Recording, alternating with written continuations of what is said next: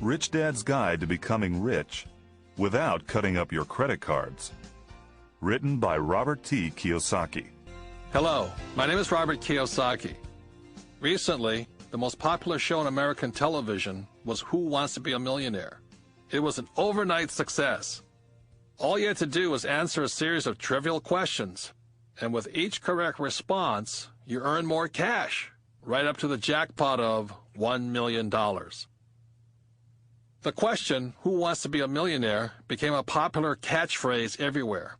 Let's face it, with so much fixation on shows about money, getting rich, stock market millionaires, and huge lottery payouts, it leads us to the question, who doesn't want to be a millionaire? And yes, it is possible to win $1 million on a game show. It is also possible to get millions of dollars by winning the lottery. And it is possible to become a millionaire by investing in an IPO, or initial public offering. In fact, there are more ways to become rich today than at any other time in our history. Maybe that is why there is such an international frenzy over the idea of getting rich, and the quicker the better. There are many different ways to become rich. Winning the lottery or winning on a game show are just two examples. You can also become rich by being cheap, becoming a crook, or even marrying a millionaire. Of course, be forewarned. With any method of attaining great wealth, there is a price, and the price is not always measured in money. The price for sitting around and watching game shows and betting on the lottery is that the vast majority of viewers will never become rich, and that is a very steep price to pay. There are better ways to become rich, with much better odds, but most people are not willing to pay the price. In fact, there are some ways of becoming rich in which the odds are in a person's favor, almost guaranteeing that the person will become rich. But again, the problem is that most people are not willing to pay the price. So what do I mean by the price? Using a different example to explain the concept of price best explains this idea. What if I said, I wish I had a body like Arnold Schwarzenegger? Well, the first thing most of you would say to me is, put on your running shoes. Do 5 miles a day, go to the gym for 3 hours a day, and stop stuffing your face with pizza. To which I would say, is there another way to have a body like Arnold's? That is what I mean by the price. Millions of people would like to have a great body, but few people are willing to pay the price. And that is why ads that promise, you will lose weight and still be able to eat all you want, just take this magic pill, or you can look like this gorgeous model without exercising or dieting, make so much money. Regardless if it's money, a sexy body, great relationships, happiness, or whatever we as humans have a desire for, Madison Avenue will come up with an ad campaign that promises the quick and easy way to get whatever you want. However, most of the products the ads promote do not work, not because of the products, but because the people who buy them are not willing to do the work or pay the price. In my experience, many people are looking for the answers that will make their lives better in some way. The problem is, when they find the answer, they don't like it. Just as I don't like the answer, stop stuffing your face with pizza and start pumping iron for 3 hours a day. In other words, until I like the answer I'm getting, I don't have a prayer of developing a body like Arnold Schwarzenegger. The reason most people will never become rich is simply because they don't like the answers they are getting. And in my opinion, it has little to do with the answer. It is the price that is attached to the answer that the person really does not like. As Rich Dad said, most people want to get rich. They just don't want to pay the price. Now, in this audio program, I discuss the price of becoming rich without being cheap, immoral, crooked, or needing to marry a rich person. You will learn how to be rich and still enjoy a very rich lifestyle. But there is a price. And as my rich dad often said to me, the price of something is not always measured in money. I share the answers and the price I paid.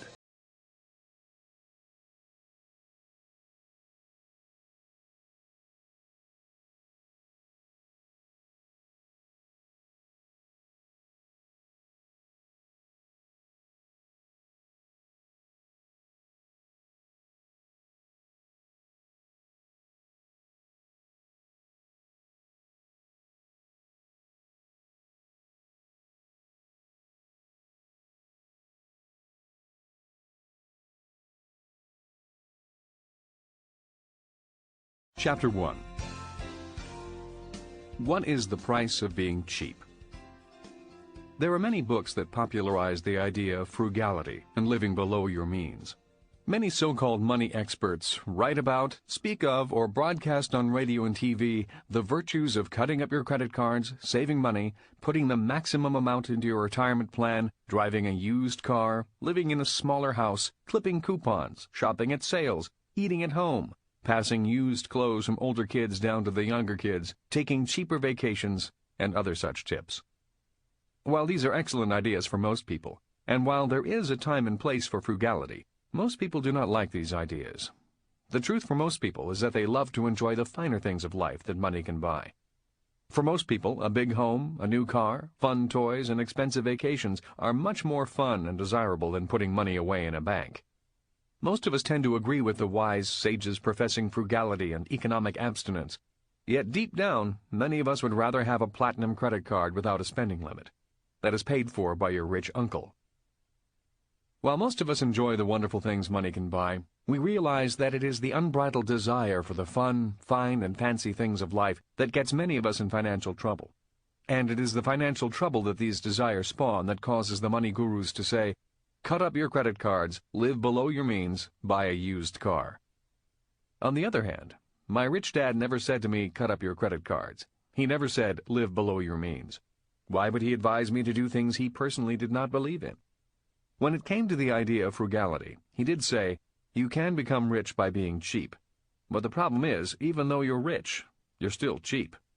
He would further say, it makes no sense to me to live cheap and die rich. Why would anyone want to live cheap, die rich, and then have the kids spend your life savings after the funeral? Rich Dad noticed that people who scrimped and saved all their lives often had children who acted like starving hyenas once the parents were gone. Instead of telling me to live cheaply, Rich Dad often said, if you want something, find out the price, then pay the price. He also went on to say, but always remember, everything has a price. And the price for becoming rich by being cheap is that you're still cheap.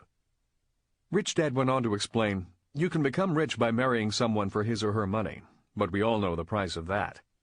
You can become rich by becoming a crook, and we all know the price of that choice. When I was a kid, I thought a crook wore a mask and robbed banks. Today I realize that there are many crooks that wear blue suits, white shirts, red ties, and who are often respected members of their community. There are others who become rich by betting at the casino or the racetrack, on the lottery, or blindly throwing their money into the stock market.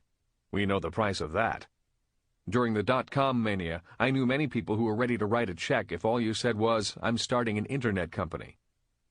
You can become rich by being a bully, and we all know what happens to a bully. Eventually, an even bigger bully comes along, or the bully finds that the only people willing to do business with him or her are people who enjoy being pushed around. And, as described earlier, you can become rich by being cheap. And we all know that the world tends to despise rich people who are cheap. Most of us have met people who always want a larger discount, complain about the bill, or even worse, refuse to pay the bill for one frivolous reason or another. A friend who owns a dress shop often complains about the type of customer who buys a dress, wears it to a party, and then returns it a few days later asking for her money back. And of course there are those who drive old cars, wear clothes too long, buy cheap shoes, and look poor, and yet have millions of dollars in the bank. While these individuals can become rich with such cheapness, there is a price far beyond money for such behavior. Rich Dad and I talked further about the price of being rich. He told me the price is different for different people. Rich Dad often said, the only people who think life should be easy are lazy people. Not being satisfied, I pressed on with my questioning. What did he mean by the price is different for different people? His reply was, I would like to think that we all come into this world with unique gifts and talents. Gifts and talents such as singing, painting, athletics, writing, parenting, preaching, teaching, and so on. But just because God gave us these talents, it is still up to each of us to develop those talents. And developing those talents is often the price. The world is filled with smart, talented, and gifted people who are not what we would call successful financially, professionally, or in their personal relationships.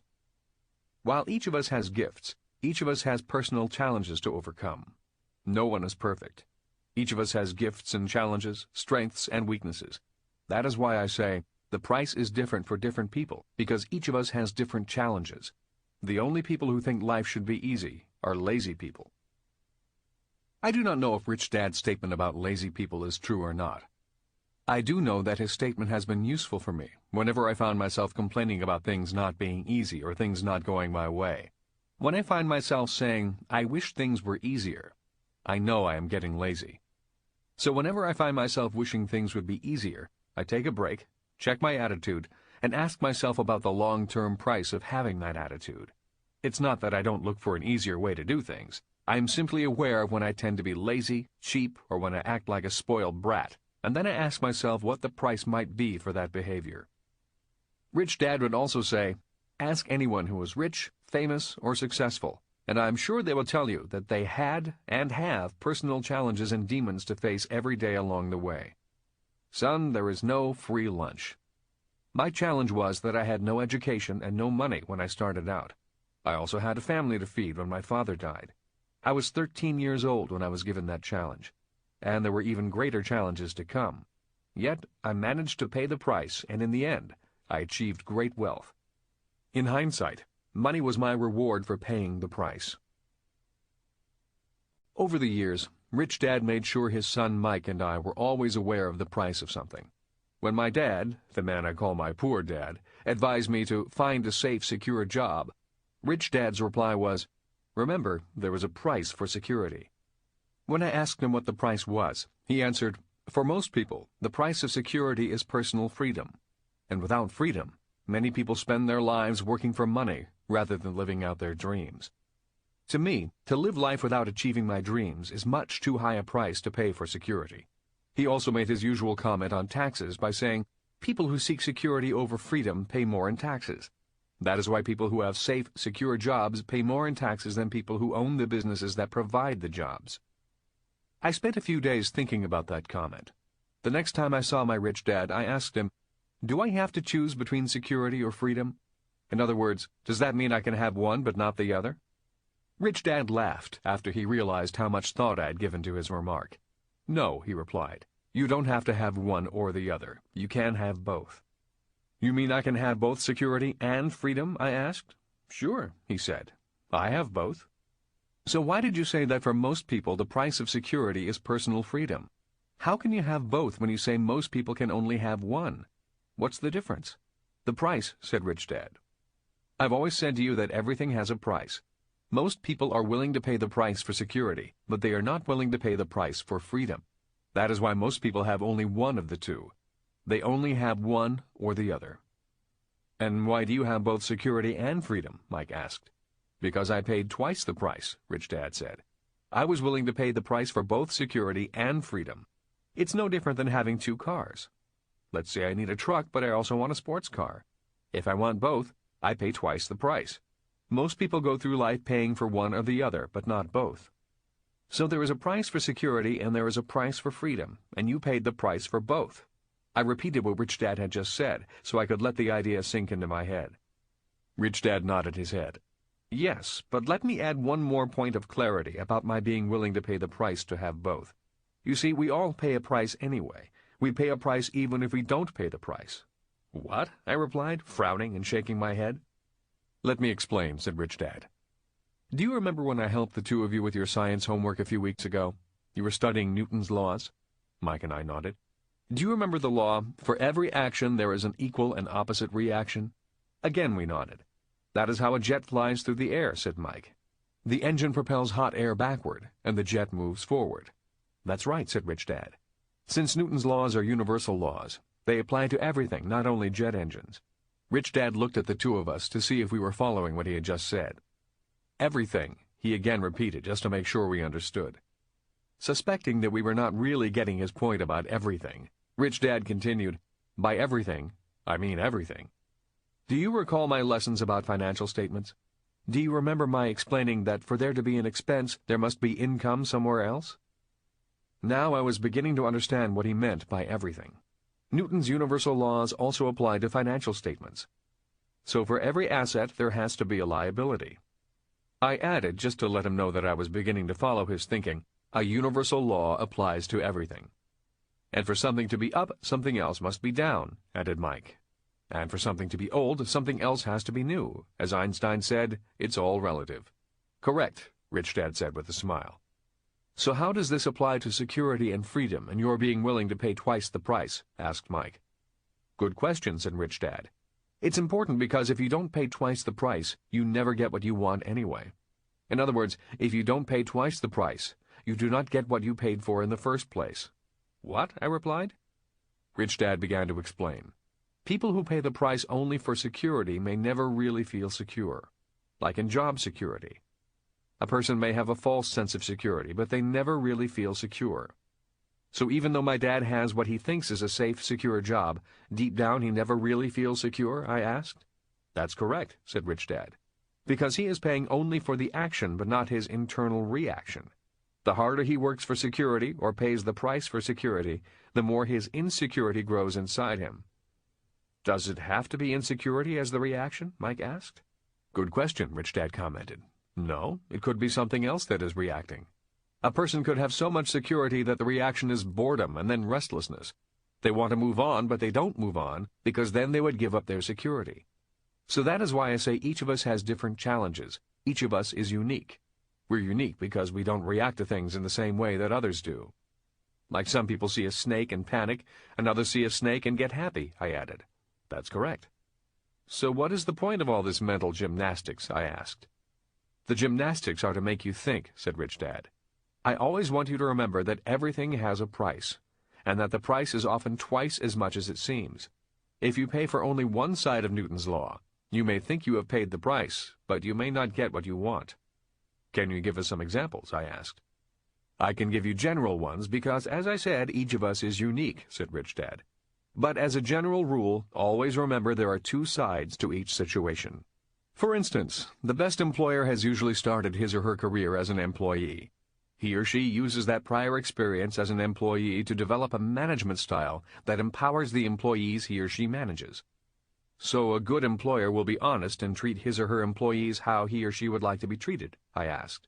Exactly, Rich Dad nodded. Now let's look at an extreme example. What do you think it takes to be a good detective? To be a good detective? Mike and I repeated in tandem. Yes, a good detective, Rich Dad continued. To be a good detective, a detective first must be honest, moral, and of the highest integrity. Is that correct? I would hope so, said Mike. But to be good, a detective must also think exactly like a crook, or someone who is immoral, unlawful, and unethical, said Rich Dad. Always remember Newton's law. You cannot be a good detective without also being able to think like a good crook.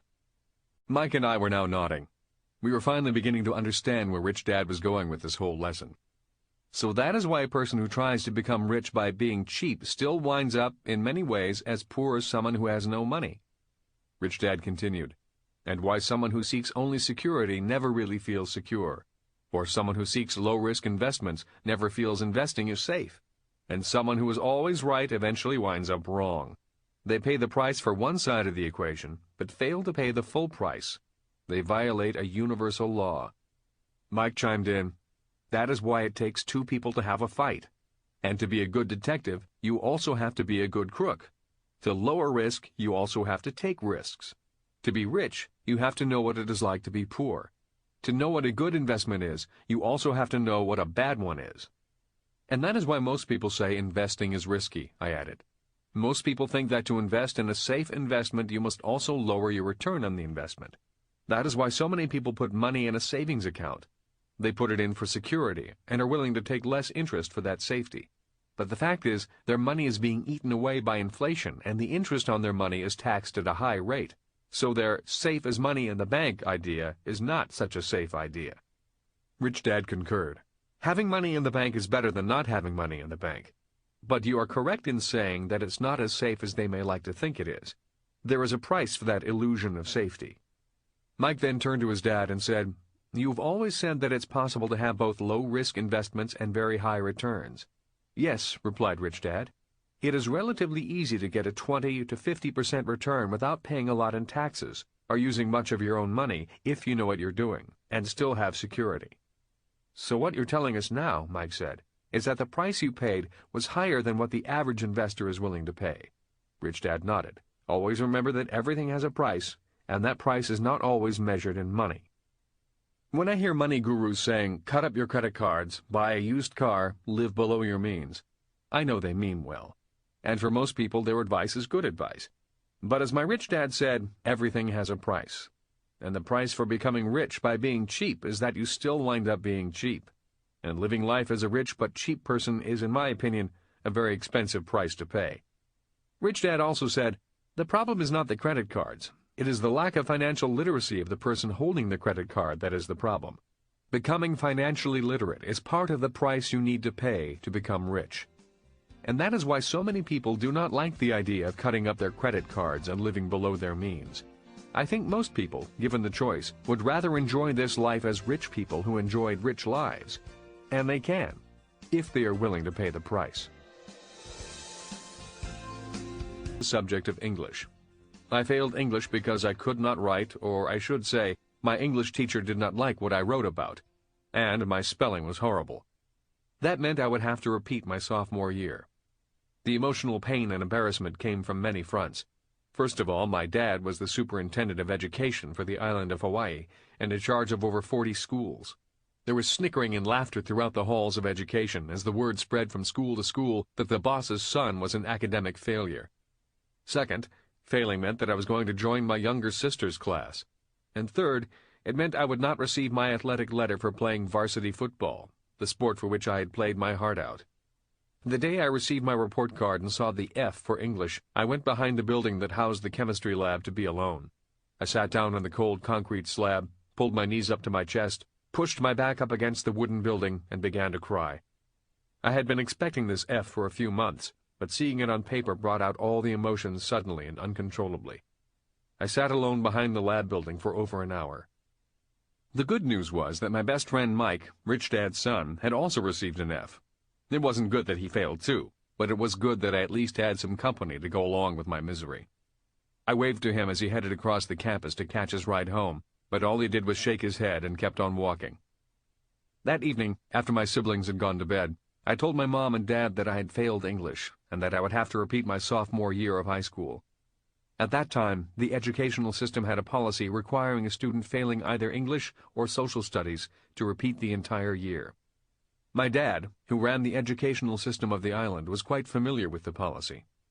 While they had expected this news, the confirmation of my failure was still a difficult reality. My dad sat quietly and nodded. His face was expressionless.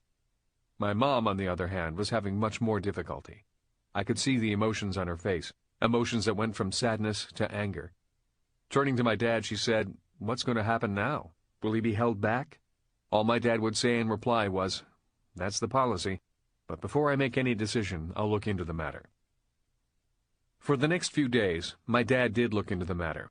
My dad discovered that out of my class of 32, the teacher had failed 15 of us. The teacher had given D's to 8 students. 1 student had an A, 4 had B's, the rest had C's. With such a high failure rate, my dad stepped in. He did not step in as my father, but as the superintendent of education. His first step was to order the principal of the school to open a formal investigation. The investigation began with interviews of the students in the class. The investigation ended with the teacher being transferred to another school, and a special summer school offered to students who wanted an opportunity to improve their grades.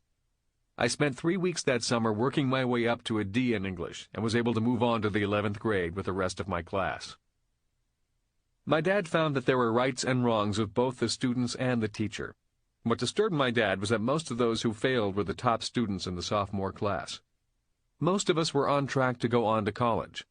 So rather than take a side, he came home and said to me, "Take this academic failure as a very important lesson in your life. You can learn a lot, or you can learn a little from this incident. You can be angry, blame the teacher, and hold a grudge, or you can look at your own behavior and learn more about yourself and grow from the experience. I don't think the teacher should have awarded so many failing marks, but I do think you and your friends need to become better students. I hope both the students and the teacher grow from this experience." I must admit that I did hold a grudge. I still don't like the teacher, and I hated going to school after that. I never liked being told to study subjects I was not interested in, or knew I would never use when school was over. Although the emotional scars were deep, I did buckle down a little more, my attitude changed, my study habits improved, and I graduated from high school on schedule.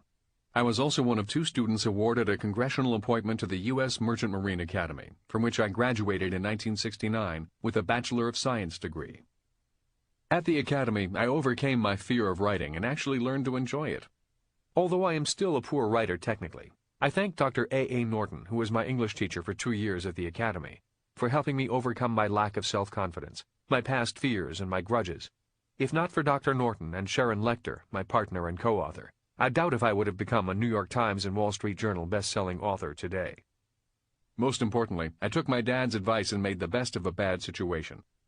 Looking back, I can see how failing English, and almost the 10th grade, was a blessing in disguise. The incident caused me to buckle down and make a few corrections in my attitude and study habits. I realized that if I had not made those corrections in the 10th grade, I would surely have flunked out in college. His son's F in English from the same teacher disturbed Rich Dad. He was grateful that my dad intervened and set up a summer school program for us to make up our failing grades. Yet he used the experience to pass along a different lesson to Mike and me. "Our lives are ruined," I said. "What's the use?" added Mike. "We will never get ahead because of that one teacher. On top of that, we have to spend our summer in a classroom." Mike and I complained a lot after we failed English. In some ways we felt our future, or at least our summer, had been taken away from us. We could see the so-called smart kids moving on, and we felt we were left behind.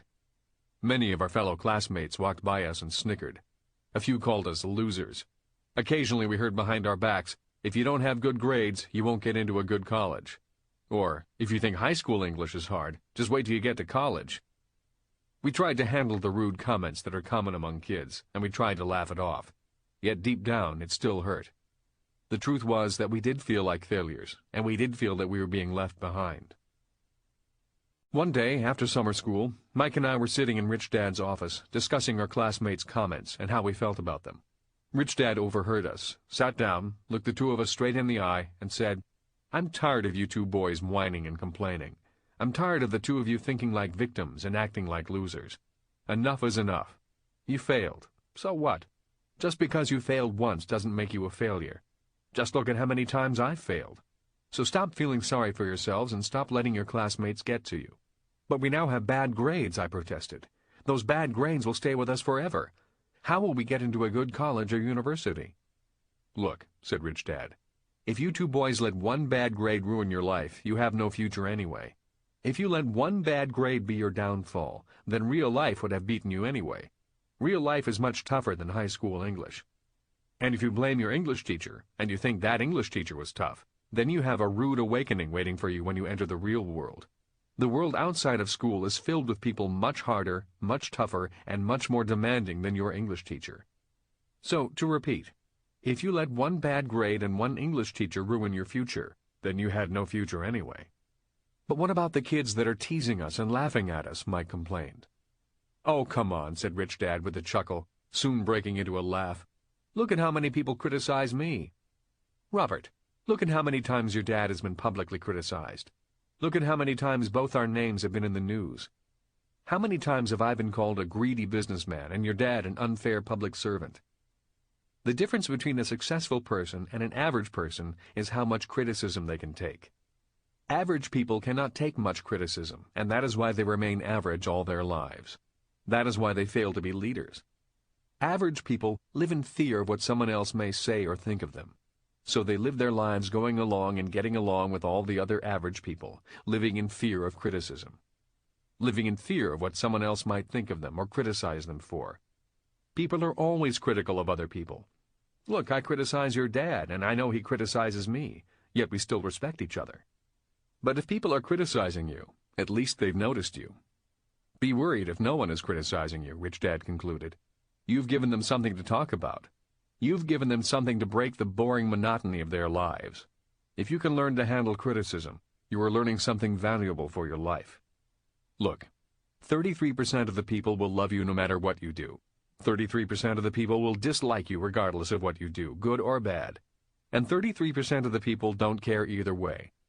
Your job in life is to ignore the 33% who will never like you and do your best to convince the 33% in the middle to join the 33% who love you. That's it.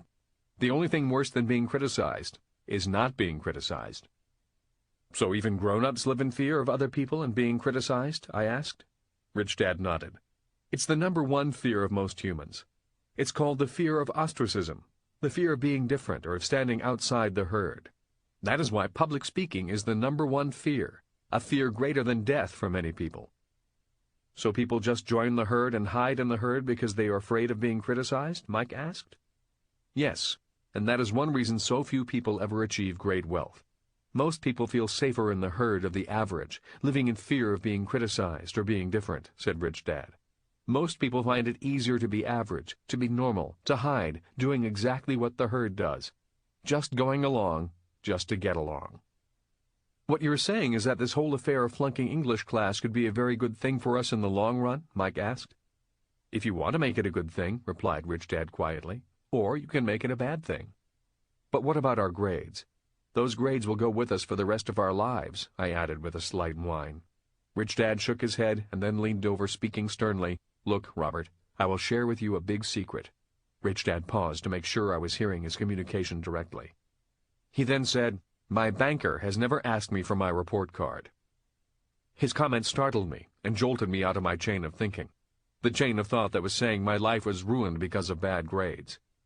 What are you saying? I responded feebly. You heard me, Rich Dad said. Your banker has never asked you for your report card, I repeated quietly. Are you saying grades aren't important? Did I say that? Asked Rich Dad. Did I say grades aren't important? No, I replied sheepishly. You did not say that.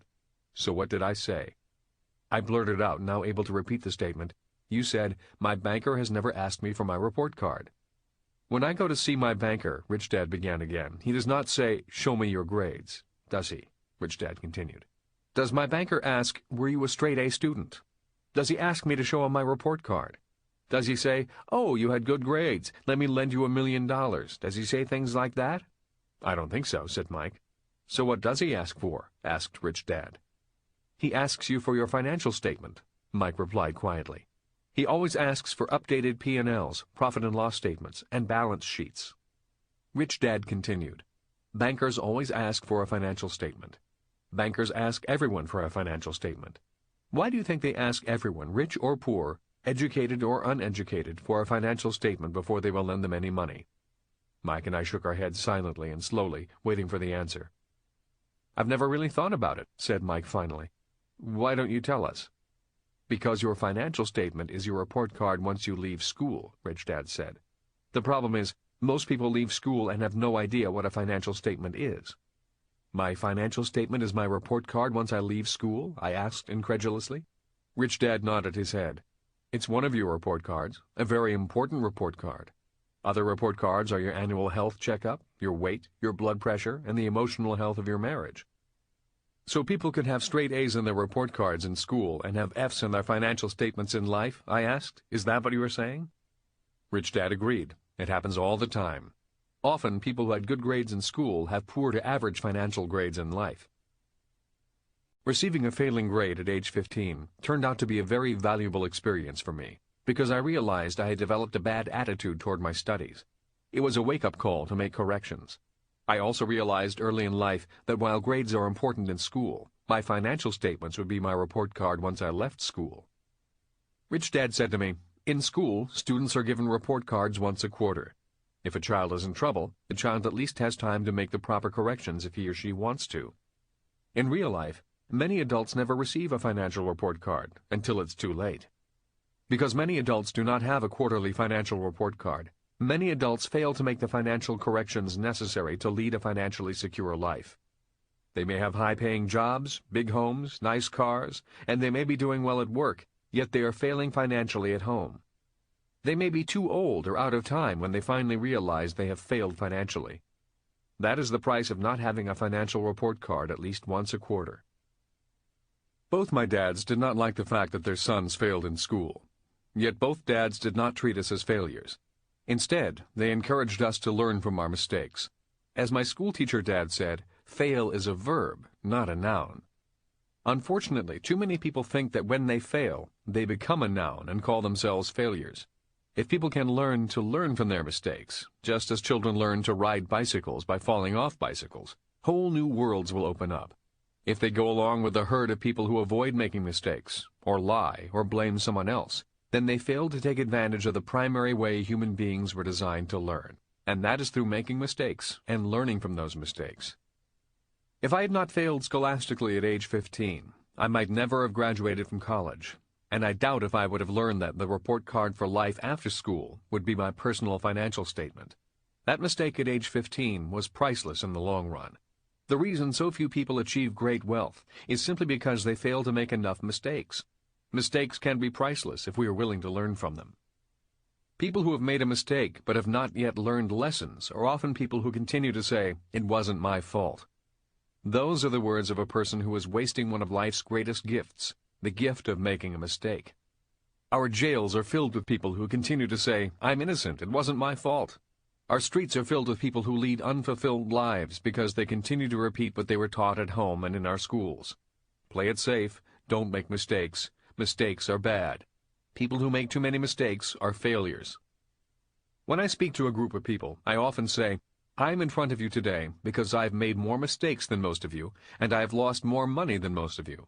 In other words, the price of becoming rich is the willingness to make mistakes, to admit you made a mistake without blaming or justifying, and to learn. The people who often have the least success in life are those who are unwilling to make mistakes, or have made mistakes and have not yet learned the lesson.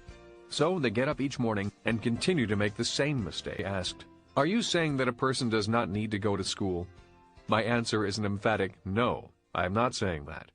Education is more important today than ever before. What I am saying is that the educational system is behind the times. It is an old industrial age system that is trying to cope with the information age. And unfortunately, it is not doing too good a job of coping. According to economic historians, in 1989, when the Berlin Wall came down and the World Wide Web went up, the industrial age ended and the information age officially began. In the industrial age, we needed job security and had one job for life. We had defined benefit pension plans in which the employer was responsible for our pensions. Social Security and Medicare were certain. Seniority was an asset. In the information age, we need financial security.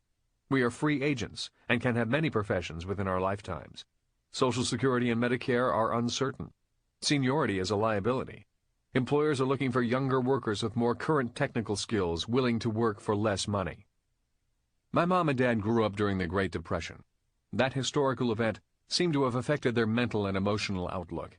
That is why they often emphasized the importance of getting good grades so you can get a safe, secure job.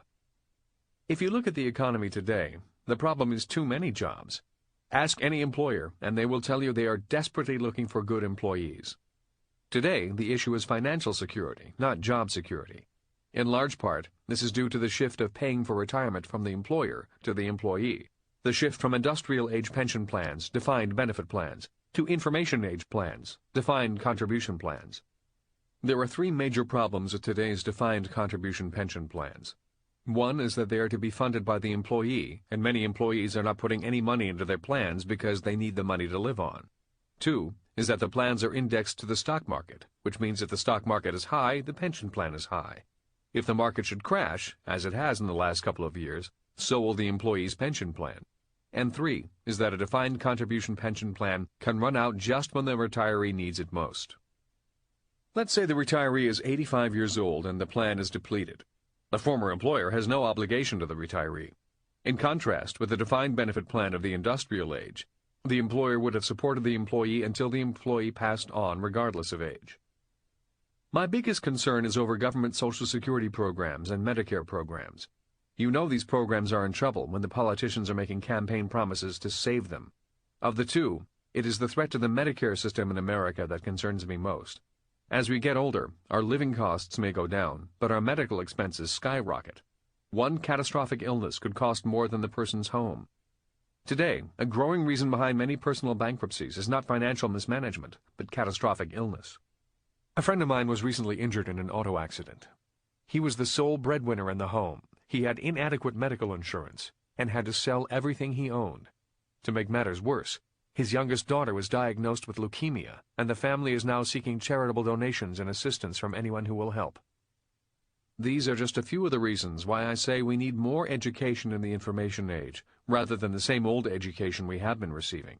In the world of business, the two industries with the longest lag times are the education industry and the construction industry. Lag time means the difference in time between a new idea's conception and its acceptance by the industry. In the computer industry, the lag time is about a year. In the aerospace industry, the lag time is 2 years. That means it only takes 2 years for a new idea to be conceived and then adopted by the industry. In the education and construction industries, the lag time is approximately 50 years. For people hoping the educational system will catch up to the idea that the industrial age is over, I doubt they will realize this until the year 2040. Not only can industries be in lag, but individuals can also be in lag. During the industrial age, there were 2 superpowers in charge, and people lived in fear of nuclear war between them. In the information age, the World Wide Web has left no one in charge. Moore's Law is now in charge, and Moore's Law states that information and technology are advancing quickly. Today's interpretation of Moore's Law is that information and technology are doubling every 18 months, which means that each of us needs to double our information every 18 months, or risk falling behind. That is why in the information age, what you learn is not as important as how fast you learn. Today, it is risky to receive advice from anyone with old information. And in the information age, old can be only 18 months. You don't want to be taking advice from someone who is lagging, in other words, someone with old answers. So what kind of education do we need in the information age? In many ways, both of my dads were great educators. They taught what they thought was important, but they did not teach the same things. Next is a list I created that summarizes the education I received from both dads, although there are many different types of education. For example, physical education, music and art education, spiritual education, which are all important. The following are the fundamental educational studies that are required for minimal security in the information age. 1. Scholastic education, the education that teaches you how to read, write, and do arithmetic. 2. Professional education, the education that teaches you the skill to work for money, such as learning to be a doctor, lawyer, plumber, secretary, electrician, or teacher. 3. Financial education, the education that teaches you how to have money work hard for you. Obviously, all 3 educational focuses are vital. If one is not able to read, write, or do mathematics, life in general is very hard. Unfortunately, many students are leaving school today not well skilled in these fundamentals. On May 7, 2000, the Arizona Republic ran an article that began with the headline, "LA Schools to Hold Back Thousands." Paraphrasing, the article made the following points. The nation's second-largest school system backed down from plans to flunk huge numbers of students that year. Los Angeles Unified School District officials originally expected to hold back as many as 1/3 of the system's 711,000 students, or 237,000, but the promotion guidelines were relaxed out of concern that mass flunkings could cripple schools. That is correct. They needed to flunk over 250,000 students because they could not attain basic reading, writing, and arithmetic standards. Officials passed the students because the flunkings would cripple the schools. I wonder what this will mean to a student who is crippled scholastically for life. This is an example of an industry in lag. Obviously, students have changed, but the school system continues with its traditional ways of attempting to educate. Scholastic education is more important than ever before, but our educational system fails to keep pace with the times, so a student's scholastic education is sacrificed while we wait for the system to change. My real dad was at one time the head of the teachers' union in Hawaii. Because of him, I understand why the union is important to the teachers, and I do empathize with many of the teachers' concerns. I also empathize with the students, and am concerned about the long-term impact of their not receiving an adequate education at this period of time when education is more vital than ever. When you look at professional education, again, its importance is striking. For example, a person with only a high school diploma may earn $10 per hour right out of school. If that same person should go to electrician school, their hourly rate could easily jump to $50 or more. When you multiply that $40 per hour difference by 8 hours a day, 5 days a week, over 40 years, the investment in professional education is one of the best returns on time and money anyone can make. When you understand that most medical doctors invest an extra 10 to 15 years beyond high school to become a doctor, it is no wonder they feel they deserve a little bit more in pay than the rest of us. Regardless of whether you do well in school or not, and regardless of whether you go on to become a doctor or janitor, we all need some basic financial education. Why? Because regardless of what we do or who we become, we all handle money. I have often wondered why we do not teach much about money in school. I have often asked educators this question, and have heard responses such as, "We do teach economics in school. Or, many of our students learn to invest in the stock market. Or, we offer a junior business program for students who are interested in business. Again, I realize that the people in this system are teaching what they know and are doing the best they can. Yet if you ask most bankers, they will tell you that they are looking for more than a stock portfolio or the student's grades in economics. But for most people, highly educated or not, it is not what they know that is costing them money. It is what they do not know that is most expensive. Let us take just one subject as an example of lack of education, and that subject is taxes. Most of us realize that taxes are our single largest expense. We are taxed when we earn, spend, save, invest, and die. Now, compare the difference in taxes an employee pays as compared to what a business owner pays. The dollar amount over 40 years is staggering. One of the reasons so many people who go to school, get good grades, and get a good job struggle financially is simply because most of their money goes to the government. The same government that educates us, or fails to educate us. And taxes are just one small subject in the world of financial education. Now compute the cost of what happens to a person who cannot read a financial statement, much less know what a financial statement is. Or what happens to a person who does not know the difference between an asset or a liability, good debt and bad debt, debt versus equity, or the differences between passive income, earned income, or portfolio income. It is the lack of this basic financial education that undermines a person's basic financial intelligence. It is this lack of financial intelligence that causes many people to work hard professionally, often earning a lot of money, but fail to get ahead financially. They may have job security, but many never find financial security. My rich dad often said, financial intelligence is not how much money you make, but how much money you keep, how hard that money works for you, and how many generations you pass that money on to. One of the main reasons that poor and middle-class kids start with a financial handicap in life is that their parents pass nothing on to them financially. It is hard to include in your will your job and your company pension plan. I know, because my parents left very little money for their kids to move forward on, while Rich Dad gave his children millions of dollars in financial head starts. It is estimated that when John Kennedy Jr. died, he passed on hundreds of millions of dollars to each of his sister Caroline's 2 children. Take a moment to think how your life might have been different if you had a $100 million head start. What could you do with your life rather than get up and go to work? When people ask me, what do I need to know financially? I always reply, find out from your banker what is important to him or her, and you will know what is important financially. And that is why one of the best mistakes I ever made was to have bad grades in high school. If I had not had those bad grades in high school, I might never have realized that my banker does not think my grades are important. My banker only asks me for my financial statement, and as I said, most students leave school not knowing what a financial statement is. Most people simply fill out a financial statement the bank provides them, instead of submitting their own prepared financial statements. And that is why most people think that borrowing money means begging for money, rather than showing the banker why he or she should lend you money. Always remember that a banker's job is to lend you money, not to turn you down. Bankers don't make money unless they lend you money. That is why when a banker turns you down, instead of getting angry at the banker, it is a really good time to ask him or her what you are not doing correctly and what you can do to improve your financial statement, which is your real report card once you grow up and leave school. What is important on your financial statement? Different people look for different things on a financial statement. The following are some of the things my rich dad taught me to look for on financial statements. In case you haven't listened to my earlier programs, a financial statement has both an income statement, which lists your total income and expenses, and a balance sheet, which lists all of your assets, things that you own that can make you money, and your liabilities, things that you own that cost you money. There are 3 types of income. For those of you who have listened to my other programs, you may recall that my rich dad taught me the importance of the 3 different types of income. They are earned, passive, and portfolio income.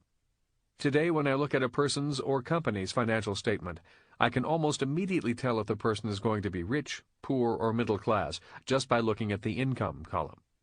The financial statement of someone who manages money like a poor or middle class person has only one kind of income, earned income, their salary, which is by far the hardest income to get rich on.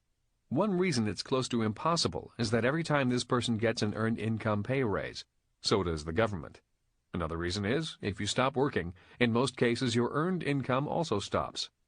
The financial statement of a person who has a good chance of becoming richer and richer has passive income, which is income from real estate, the least taxed income there is.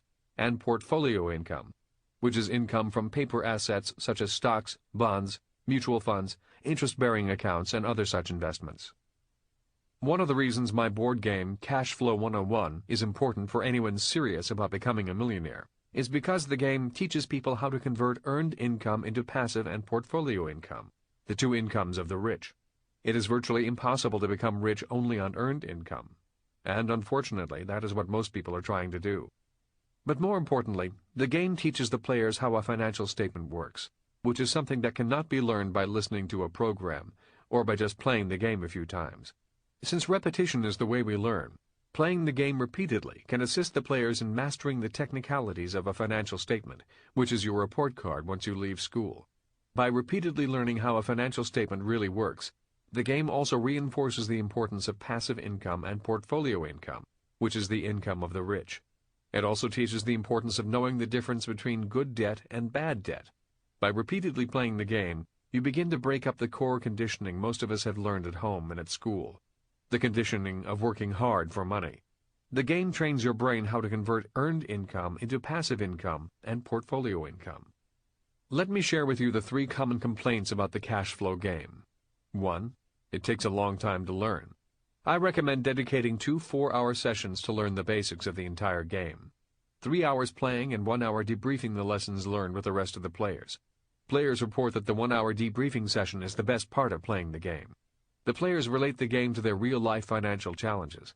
After the 2 sessions, you are better able to try different financial strategies in order to win the game. The game is much like the game of chess, which means there is not a single formula for winning. Each time the game is played, it will offer you different financial challenges. By solving the different financial challenges each game presents, your financial intelligence increases. 2.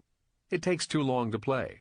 The game does take a long time, especially when a person first begins to learn. But the length of playing time decreases if the player learns to solve the different challenges the game presents each time. The object of the game is to consistently see if you can complete the game in about an hour. In other words, the length of playing time decreases as your financial intelligence goes up. 3. It costs too much. In the U.S., the Cash Flow 101 board game sells for $195 and comes with a video and 3 audio cassette tapes. These learning aids add to the total educational package. Cash Flow 202, the advanced game, which requires the 101 board to be played, sells for $95, and Cash Flow for Kids, age 6 and up, sells for $59.95. The prices are high because production is limited, and because of the first 2 complaints. We made the price high because we wanted people to know that this is an educational product created only for people who were serious about their financial education. In a market study, when the game was less expensive, people perceived it as a game of entertainment. We were concerned that people who were not serious about learning would return the game asking for their money back. The price of the games may come down as more people realize that the games are for education and our limited production runs increase. The games are fun once you learn them, but much like learning to ride a bicycle, the first stages of learning can be challenging. The electronic versions of Cash Flow 101 and Cash Flow for Kids released in 2003 are also available through our website, www.richdad.com. It has taken several years of research and development to create the electronic versions because it was important to us that the elements of cooperative learning and debriefing be included in any electronic versions of the game. Not only are you able to play against computer-generated opponents with others at the same computer, but we are very excited that you may now also play Cash Flow 101 with up to 4 other people from all over the world online. So for now, the cash flow games are only for those serious about their financial education. As Rich Dad said, there are only 2 things you can invest. They are time and money. Most people are not willing to invest either time or money in their financial education. And that is why, according to the U.S. Department of Health, Education, and Welfare, only 1 out of 100 people will achieve great wealth by age 65. We hope that this 1 out of 100 will change as financial education becomes more available.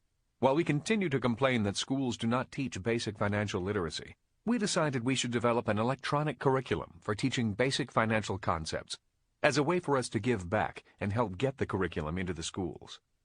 This curriculum, developed with teachers for teachers, is found at the website www.richkidsmartkid.com and has 4 mini-games teaching the difference between assets and liabilities, earned, passive, and portfolio income, good debt and bad debt, and the importance of charity.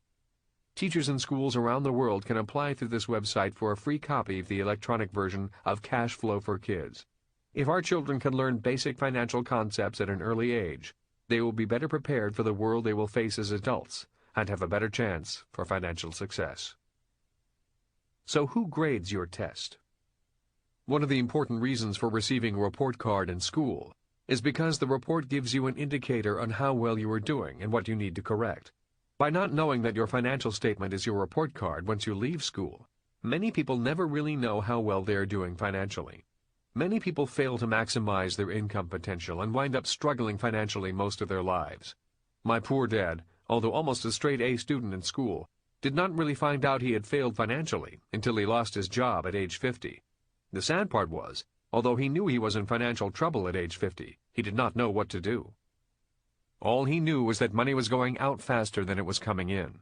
That is the price of not knowing how to prepare and read a financial statement, and how to self-correct after you experience a financial failure. By playing cash flow in school, children will better understand the importance of their own financial statements, and how to create them when they leave school, their report cards for life. On the financial statement from the board game Cash Flow, there is a line that reads, Auditor. Many times when I have supervised the game being played in a seminar, I notice that the players fail to fill out the line for the auditor. When I ask them why they left it blank, they often respond with, "Is it important?" or "I don't need to have anyone check my work." At that point, I become more stern, letting them know that the auditor, in this case another player in the game, is one of the most important aspects of the game. The game wants to reinforce good financial habits, and having your financial statements checked on a regular basis is a financial habit essential for anyone who wants to be a millionaire. In other words, your auditor in many ways is like your teacher in school, who goes over your work on a regular basis, letting you know how you are progressing, and helps you make corrections if necessary. In the electronic version of Cash Flow 101, the computer serves as each player's auditor, and you will not be able to move forward unless you have adjusted your financial statement correctly after each move. My wife and I go through this financial auditing process twice a month as a habit. Our accountant comes in, our financial statements and checkbooks come out, and the details of our financial life are reviewed in detail twice a month. When we were struggling and short of cash, this process was a painful one. It was like looking at a report card filled with F's and D's. But as we learned from our mistakes, corrected and improved our financial situation, the twice-monthly auditing sessions became fun. It must be like receiving a report card with straight A's. When Kim and I first started out together in 1985, we were looking at financial statements with very little on them. Debt from my past financial disasters was heavy on the liability column, and we had nothing in the asset column. It was very unpleasant to look at our financial statements. Today, my entries in the asset column are substantial. The number of entries in the income column of earned, passive, and portfolio income has increased, and so has the number of zeros behind each number in the income column. Our income from passive and portfolio income is much greater than the expenses in our expense column. In 1985, we had to work to survive, but today we work because we want to work. I doubt if we could have done so without the financial education my rich dad taught me. Without my rich dad's financial education, I would not have known the importance of a financial statement. I would not have known the difference between earned, passive, and portfolio income. I would not have known the importance of corporations and how to protect my assets and how to minimize taxes. I would not have realized the importance of a twice-monthly audit and why being tested and graded twice a month was essential to becoming a millionaire. That twice-monthly audit is just a part of the price. Due to my rich dad's financial education, I became a millionaire without cutting up my credit cards, winning the lottery, or going on a game show. Today, Kim and I have an income column that looks like this in percentages. Earned income, 10%. Passive income, 70%. Portfolio income, 20%. A few days ago, a newspaper reporter asked me, "How much money do you make? How much is your paycheck?" I replied, "Not much, and I would rather not tell you how much my paycheck is. I'll just say that it is probably not as much as your paycheck." He shook his head and smirked. "Then how can you write a book on money?" He went on to say that he hated writers who wrote about relationships but had no relationships, and writers who wrote about money who had no money. The interview was over, and he left. Now that you are much more financially educated, you may understand why I replied the way I did. My paycheck is very small. That is because my paycheck is earned income, and earned income is the highest taxed income. Another reason why my paycheck is small is because the passive income is income from royalties as well as real estate. Portfolio income is from paper assets, which include dividends from corporations, income from real estate investments, and interest. As you may notice, one of the biggest advantages a little financial education offers is a tremendous amount of control over the amount I pay in taxes, which is our single largest expense. Another point to notice is that my income today does not come from my professional education. After graduating from high school, I attended the U.S. Merchant Marine Academy, where I trained to be a ship's officer on tankers, freighters, and passenger ships. I also attended a U.S. Navy flight school at Pensacola, Florida, where I trained to be a professional pilot. Today, none of my income is derived from those two professions. The other point is that a lot of my passive income comes from a subject I failed in school. At the age of 15, if you recall, I almost failed my sophomore year because I could not write well. Because of that failure, I improved, and today I am better known as an author than as a pilot or a ship's officer. The difference is measured in the millions of dollars. In other words, I have made much more money from my failures than from my successes. As I stated earlier, in the information age, many of us will have more than one profession. That is why in the information age, the issue is not what you learned, but how fast you learn. Remember Moore's Law, which is interpreted as information doubling every 18 months. And keep in mind that the number of right answers you knew or how good your grades were in school do not measure your success later in life. Your success is measured by how many answers you do not know, how many times you fail, stand up, learn from your mistakes, make corrections without blaming, lying, or justifying, and then move on. Credit cards. To me, cutting up your credit cards is much the same as a person who needs to lose weight and who goes on a crash diet. Faithfully, one diets for a month, living only on 3 carrot sticks per meal, and for dessert after dinner you have 4 ounces of plain yogurt. After 30 days, you cannot stand the pain any longer. One day in the mall, a young worker from the chocolate chip cookie company offers you a small sample. The aroma of those fresh-baked cookies is overpowering to the senses, so you say to yourself, "Oh, go ahead. You've been good. Just have a small piece of that cookie." Suddenly, you find yourself buying a bag to take home to the family, but the bag of cookies never leaves the shopping mall. The binge is on, and soon you are 10 pounds heavier than when you started the diet. The action of crash dieting leads to the reaction of overindulging. The people that know me know that I do not have the answer for the yo-yo diet. If I did have the diet that guaranteed permanent weight loss, I would be richer than Bill Gates. But unfortunately, I personally know only too well what it feels like to diet and then go back on an eating binge. While I do not have the solution for instant weight loss, I do have a solution for binge spending and credit card debt, and cutting up your credit card is not part of that solution. But again, my solution comes with a price, and once more the question will be, are you willing to pay the price? A friend of mine and his wife are models of physical beauty. They are slim, trim, and healthy. Dieting is not an issue for them. Working out at the gym is not a problem either. Managing their money is a different story. Both are in their late 40s, making a lot of money, but they also spend so much money, it frightens most people who know them. These are the people that pay off their old credit cards with their new credit cards. When they max out on their home equity loans, they buy a bigger house. In other words, they work hard making a lot of money just to push the string forward. They also have a full-time maid and a nanny for their kids. They have more cars, more toys, more clothes, more lavish vacations than people making 10 times more than they do. We have been great friends for years, so when we get together, they get on me for my lack of food and exercise discipline, and I get on them for their lack of financial discipline. As I said earlier, we all have our different challenges in life. Mine is food, and theirs is money. I love spending money, but Kim and I are not foolish with our money. I love having the finer things in life. I love having the choice of flying first class or economy. I love tipping people well if they have given great service. I also don't tip if the service was rotten. I love giving bonuses when extra money comes into the company. I love making my friends rich when our investments do well. I love the freedom that money buys. I love working if I want to and not working if I don't. So for me, money is fun. Money buys me more choices. And most importantly, it has bought Kim and me the freedom from the drudgery of earning a living. That is why I do not understand people who say money does not make you happy. I often wonder what they do for fun. When someone says, cut up your credit cards, I don't think it makes people happy. One of the main reasons people spend money is to make themselves happy.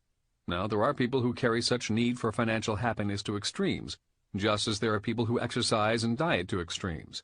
But in my opinion, The main reason cutting up credit cards does not work in the long run is because cutting back on doing things you enjoy does not make most people happy. Given the choice, people would rather have more money and have the freedom to enjoy life more.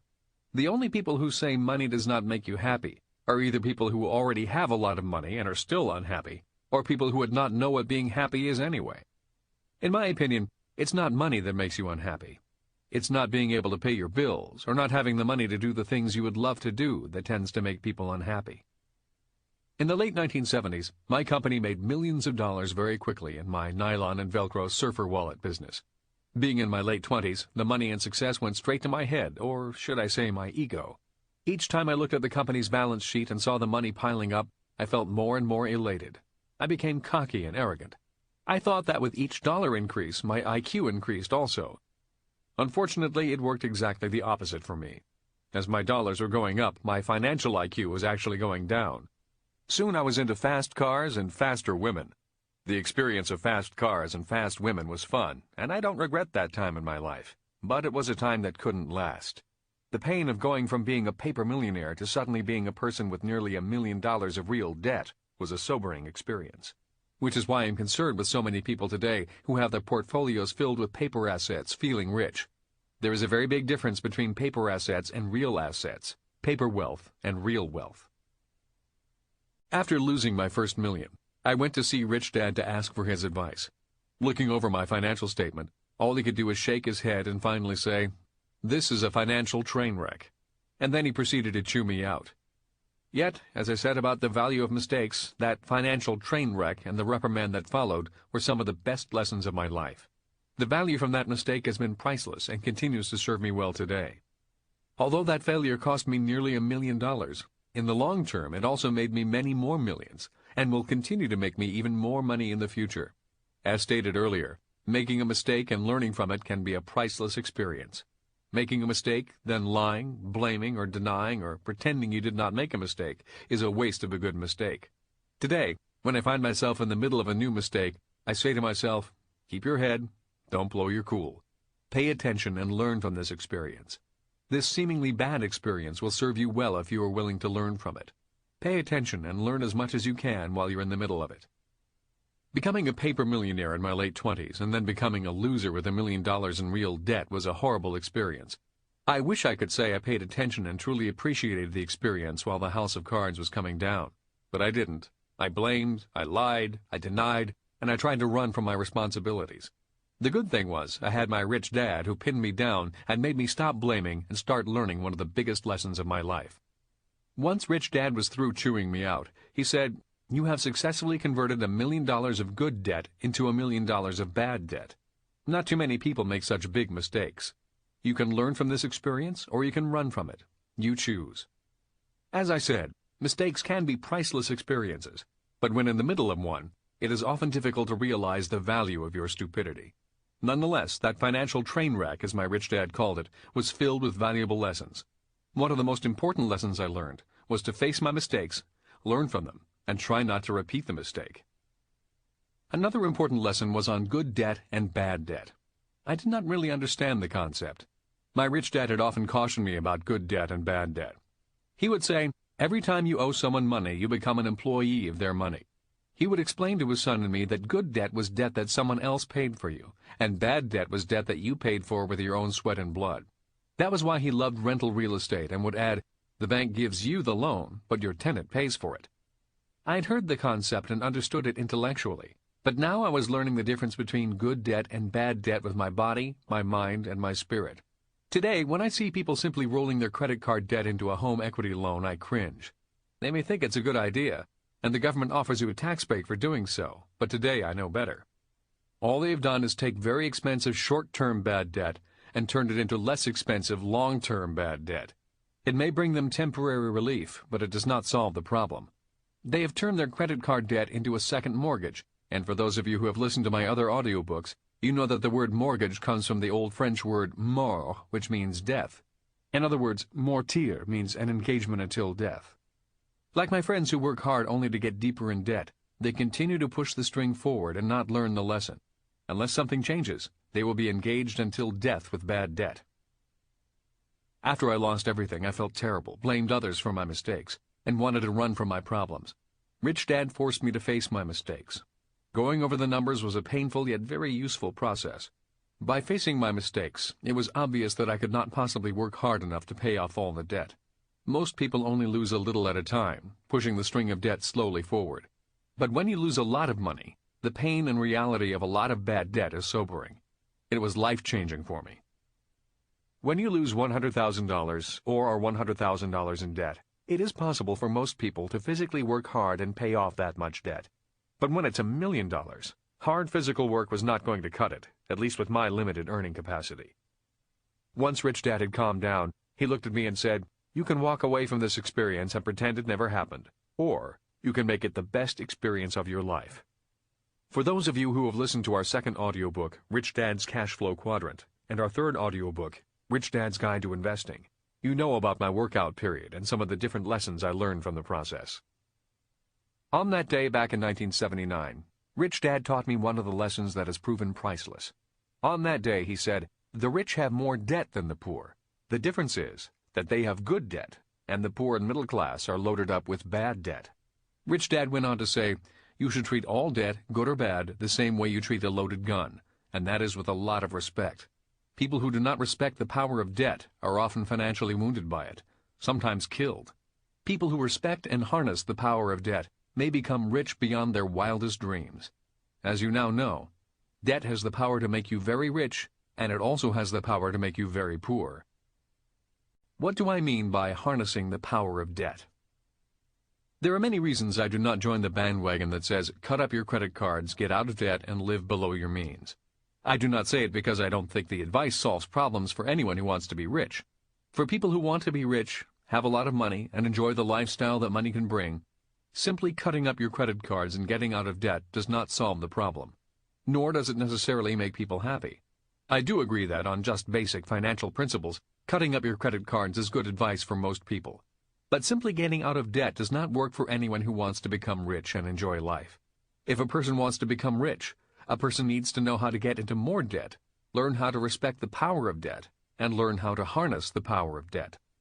So if people are not willing to learn how to respect and to harness the power of debt, then cutting up their credit cards and living below their means is great advice.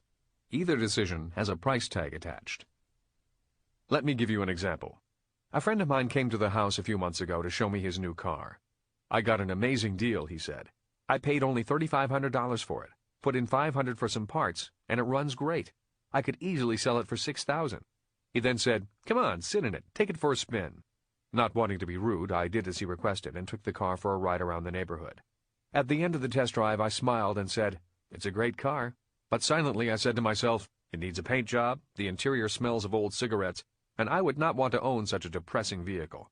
Taking back the keys, he smiled and said, "I know it's not a thing of beauty, but I paid cash for this, so I have no debt." As he drove off, white smoke poured from the exhaust. My wife Kim drives a beautiful Mercedes convertible. I drive a Porsche convertible. Even when we were broke, we drove Porsches and Mercedes or other fine cars. We did not pay cash. We borrowed money to buy them. Why? Let me explain with the following story, a story I often tell in my seminars. It is a story about good debt and bad debt and enjoying the finer things of life. In 1995, I received a phone call from my local Porsche dealer. He said, "The car of your dreams is here." I immediately drove down to his showroom to look at a 1989 Porsche Speedster. I already knew that there were only 8,000 of this model made over a 3-year period. In 1989, Porsche devotees were buying them, putting them on blocks, and storing them. If you could find a collector who would sell one, the asking price was $100,000 to $120,000 in 1989. But in 1995, I was looking at the rarest of all the 1989 Porsche Speedsters. This was Speedster number 1, the first ever built of this model, and it had the Porsche turbo body, which means little except to a dedicated Porsche fan. Since it was the first one built, it was the model that the factory toured all over the world at auto shows, and was the car used for the photo on the brochure. In 1989, after the tour was over, this car was also put up on blocks and stored in a warehouse. When a collector decided to sell it in 1995, the dealer called me. The dealer knew it was the car I had been looking for. The car may have been used, but it had only 2,400 miles on it. My wife Kim watched me go into a hypnotic state as I walked up to the car of my dreams. I sat in the car, took hold of the steering wheel, and inhaled deeply, smelling the rich scent of leather which was still with the car. The car was absolutely flawless. Kim looked at me and asked, "Do you want it?" I responded with a nod of my head and a smile. "Then it's yours. All you have to do is go find an asset to pay for it." Again, I nodded, climbed out of the car, sniffed the tires, and smiled. It was the car of my dreams, and it was mine. We put a deposit on the car, arranged financing with the dealer, and went out to find the asset that would pay for the car. In other words, I was going to find an asset to pay for my liability and use good debt to pay for the bad debt. A little over a week later, I found a great piece of property, borrowed money to buy it, and the cash flow from the property paid for the debt on the Porsche. A few years later, the Porsche would be paid off, and I would still have the cash flow from the property. In other words, instead of getting poorer from having an expensive liability, I got richer and have the car of my dreams, which is still mine today. We did the same thing when my wife found the Mercedes of her dreams. There is a saying that goes, "The best things in life are free." And I agree. A simple smile can make so many people happy, and a smile costs nothing to give. A pat on the back with the single word "congratulations" costs nothing, and it can brighten up a person's whole day. A sunrise or a full moon costs nothing to appreciate. So in my opinion, the best things in life are free. What I'm talking about in this section are the finer things in life that cost money. The kind of happiness I am talking about is the happiness one finds from material things. I am not writing about inner happiness, because material possessions cannot give you that if you do not have it. Inner happiness is free and priceless if you have it. Your standard of living is a measure of your material happiness and satisfaction. There are 3 reasons why being aware of your material happiness or changes in your standard of living is important. They are, 1. Your standards change. As we age, our standards change. If people find their tastes improving but their ability to afford their refinements and taste do not change, then people may begin borrowing, increasing their share of bad debt in order to afford these changes. If your standards change, especially to the more expensive side, it is important to find ways of increasing your income in order to afford those changes. 2.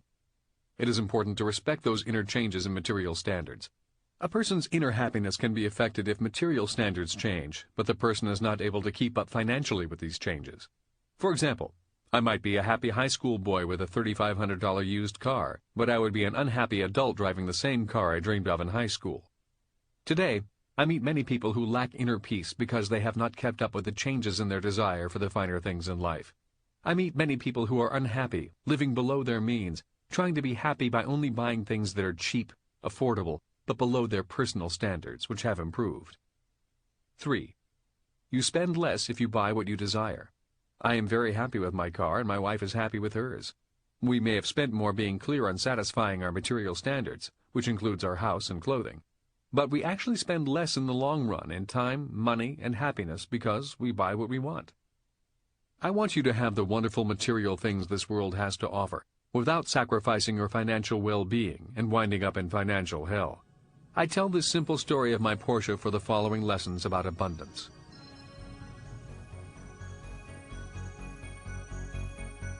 Lesson number 1. The importance of good debt and bad debt. Rich Dad stressed the importance of financial literacy, and that your financial statement is your report card once you leave school. The following is a story of the Porsche transaction. I borrowed money for both the real estate investment, in this case a mini storage project in Texas, and for the Porsche. The cash flow from the investment covered the monthly costs of the Porsche. Because of good management, the cash flow from the mini storage greatly increased, and the Porsche was paid off 2 years early. Today, Kim and I have the real estate, the cash flow, and the Porsche. We did a similar process buying her Mercedes.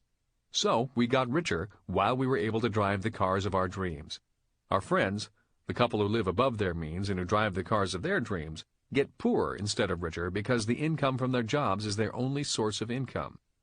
They are buying liabilities with bad debt instead of assets with good debt. Buying assets with good debt that provide the cash flow for paying for the things you want in life is what Rich Dad taught me. The cash flow from your assets represents your money working for you. When it comes to good debt versus bad debt, let me repeat what Rich Dad often said to me. Every time you owe someone money, you become an employee of their money. That is, if you take out a 30-year loan, you've instantly become a 30-year employee. Rich Dad did borrow money, but he did his best not to become the person who actually paid for the loans. That's the key. His advice bears repeating. He would explain to his son Mike and me that good debt was debt that someone else paid off for you, and bad debt was a debt that you paid for with your own sweat and blood. His love of rental properties was based on the bank gives you the loan, but your tenant pays it off for you. Let me use a typical real-life example to illustrate just how this works. Assume that you find a nice little house for sale in a decent neighborhood. True, the home needs some fixing up, perhaps a new roof, new gutters, maybe a new paint job. But by and large, it's surrounded by other homes that are fairly well maintained, the neighboring area is solid, and the schools are good. Even better, the neighborhood is right next to a local state university, which is always looking for more housing for its students as the enrollment on the campus continues to increase year after year. The homeowner wants to retire and move to someplace warm and sunny. He's asking $110,000 for his house. You negotiate a bit with him and you finally settle on a price of $100,000. You already have $10,000 saved up in your bank account, so you need to get a mortgage for at least $90,000. But in truth, since that $10,000 is pretty much all the cash you have on hand, you decide to apply for a mortgage of $100,000. Why? Because of that extra $10,000, you can pay off the bank's closing costs as well as pay a local handyman to paint the house and repair the roof and gutters. In most cases, the bank will be happy to give you the mortgage. Why? Because the mortgage is secured by the collateral value of the house. Remember, the bank is in the business of making loans, and will do so when they know that there's real collateral to help secure that loan. Let's move on. Under current finance rates, the bank gives you a 30-year mortgage at a rate of 6%. First, of course, they want that $10,000 as a cash down payment, which you give them. Once you figure in your property taxes, your monthly mortgage payment is going to be about $700. But as mentioned before, you don't want to be an employee of that bank loan for the next 30 years. The better approach is to have someone else pay off that debt for you. Rich Dad would suggest that once you close the deal and own the home, you then start talking to the local university about the availability of your home to be rented by students. Let's say that you charge $1,000 a month for the rent. If the home has 4 bedrooms, it could easily accommodate 4 students, each of whom would pay $250 a month. That's a fairly modest amount even for the most cost-conscious student. Or you can simply check with the local real estate agency to see if they can handle the rental of your property. For a small monthly maintenance fee, many real estate agencies will not only find a renter for your property, but will also take care of any minor handyman issues such as fixing a clogged toilet. Here's more good news. If your rental property is earning you $1,000 a month and your mortgage payment is only $700, then your monthly net is $300. This net income is what is known as passive income. That is, you're not doing any heavy lifting or hard labor to earn it. Someone else, your tenant, is paying off your 30-year mortgage for you. And even better, you're earning an extra $300 a month. Rich Dad's real estate investing philosophy is primarily based on cash flow. Are you having a positive cash flow at the end of each month? But there is also the popular philosophy that real estate generally goes up in value. While you're earning that extra income each month, you're also paying down that mortgage month by month. That means that very slowly but steadily, you are building up more equity in the home. Since most real estate properties are believed to gain in value over time, your original investment of $110,000 in that home should also be appreciating in value. In other words, if 10 years from now you decide you want to sell the home, the market value of the house might have gone up to $125,000. So, on paper, you would make a nice tidy profit of $15,000 from the sale of the house, as well as all the passive income you collected. But a word of Rich Dad caution. Always keep your eye on your cash flow. Look at potential appreciation in real estate as a bonus, not as a reason to buy. Listen to one of my previous audiobooks, Rich Dad's Success Stories. That's a collection of success stories of everyday people from all over the United States, as well as a few from around the world, who were fed up living paycheck to paycheck. They just got tired and frustrated of trying to count the years until they could retire and then theoretically live off their 401ks, assuming that their 401ks still had enough money on them to allow them to retire. In that audiobook, you'll find easy-to-follow first-hand accounts of people, some as young as teenagers, some nearing retirement, who have followed Rich Dad's advice and started to develop steady streams of passive income. Many of those success stories are built upon real estate investing. All of the people in the program tell about how they had to overcome their fear of taking that initial financial leap of faith to find that first investment property and then making it happen. But invariably, once they started to see the stream of passive income develop, they almost all went back and repeated the process again, in many cases again and again. Some of those folks have gone from simple one-family properties to larger properties, and all of them point to Rich Dad's advice as having led the way for them. In some of the success stories, the individuals decided to invest in small businesses in order to earn their financial freedom. One of the chapters profiles a woman who started to invest in laundromats. As soon as she and her husband found that it was a fairly safe and easy investment to make, they then invested in 2 more. Now, she and her husband are doing quite well financially, and they'll be the first to tell you that it was simply a matter of doing some financial homework and making their money work for them rather than working for their money. The point is that most people can't seem to get ahead financially because of the monthly onslaught of bills to pay. It's only when they finally make up their minds to do something about their financial lifestyle that they find the self-determination to look at other ways of generating money. And as Rich Dad says, if you want to get out of the rat race, then you'd better start learning about the different types of income: earned, portfolio, and passive. Whether it's investing in real estate or business or other kinds of investments, the sooner you discover that there are lots of easier and better ways to make money than just having a job, the better off you and your family are going to be.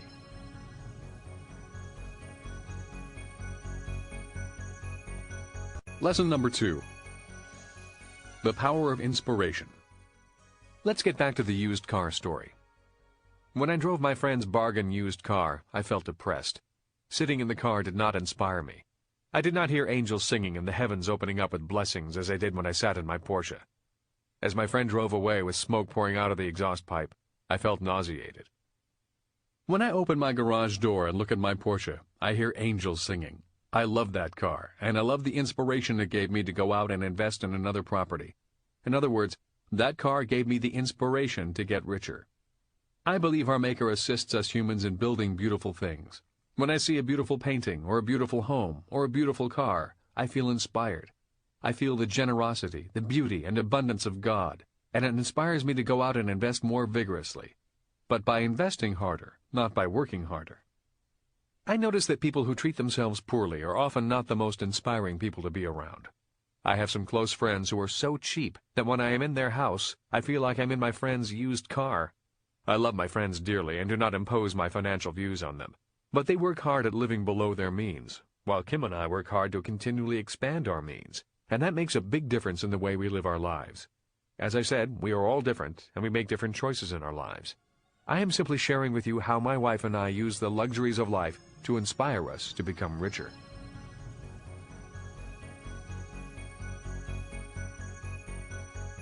Lesson number 3. My banker loves to lend me money for both assets and liabilities. My contention in Rich Dad, Poor Dad that your house is not an asset has created a lot of controversy. In fact, I get more angry mail about that than any other point in my programs. I often say, when your banker says your house is an asset, he or she is not lying to you. He or she is just not saying whose asset it really is. Your house is his or her asset. I also state, I'm not saying don't buy a house. All I'm saying is, do not call a liability an asset. Still, the mail comes in. If you are uncertain about why your house is not your asset, but the banker's asset, you may want to re-listen to my other audiobooks. There is a point I want to take further in this audiobook. Your banker will lend you money regardless of whether you buy an asset or a liability. Your banker does not tell you which one to buy. So if you want to buy a new speedboat, and your financial statements show that you can afford the payments, the banker will be more than glad to lend you the money. If you want to buy a 3-bedroom home that you'll use as a rental property that makes you money, and your financial statement is favorable, the banker again will generally lend you the money. Why? Because regardless of whether you borrow money for a liability or an asset, to the banker, either one is an asset. So people who first borrow money to buy assets usually end up with more money to buy liabilities. People who only buy liabilities often have no money left to buy assets. The point is, since your banker does not really care which you buy, assets or liabilities, because either one is an asset to the bank, then maybe you should care. In fact, the more you care, the happier the banker is, because the banker's job is to lend you more money. Bankers do not make money unless you borrow money, so the richer you become, the happier your banker also becomes. I love my banker because my banker lends me money to buy assets as well as liabilities.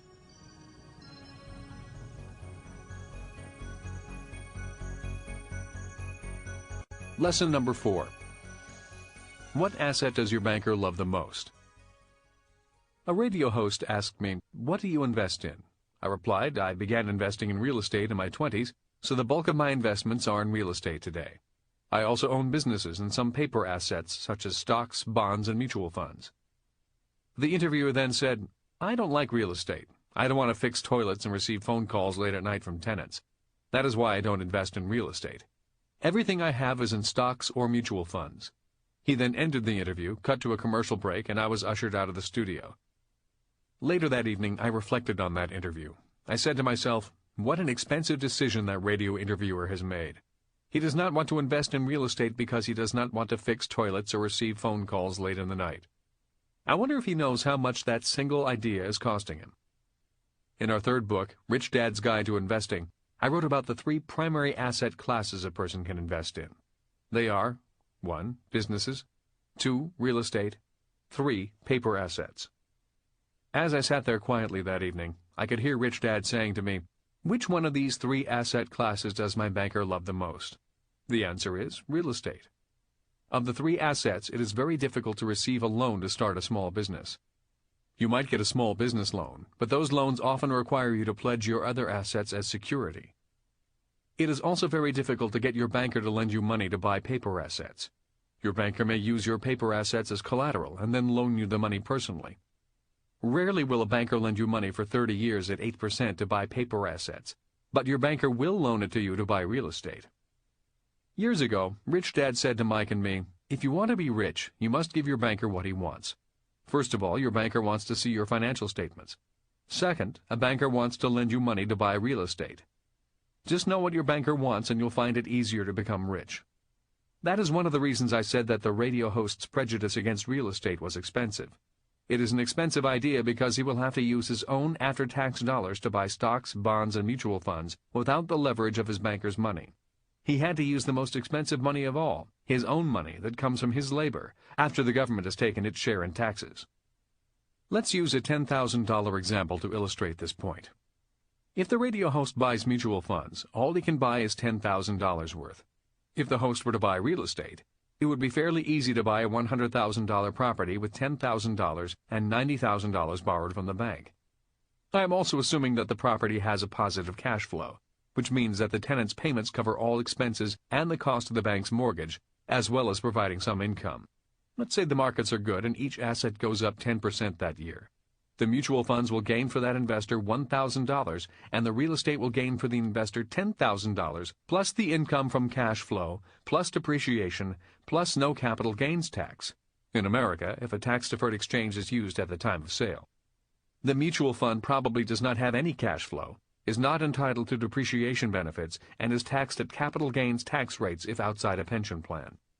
This is not to say paper assets are bad. I have substantial holdings in stocks and mutual funds. The point illustrated here is the cost of the idea, "I don't invest in real estate." To me, the biggest expense of all is personal freedom. For Kim and me, the best thing about real estate is the monthly passive cash flow income taxed at a lower rate than earned income, which allows us to be financially free. In other words, real estate allows us to have good debt, and good debt is debt that makes us richer quicker. But in utilizing leverage or the bank's money to get richer quicker, there is a price to pay.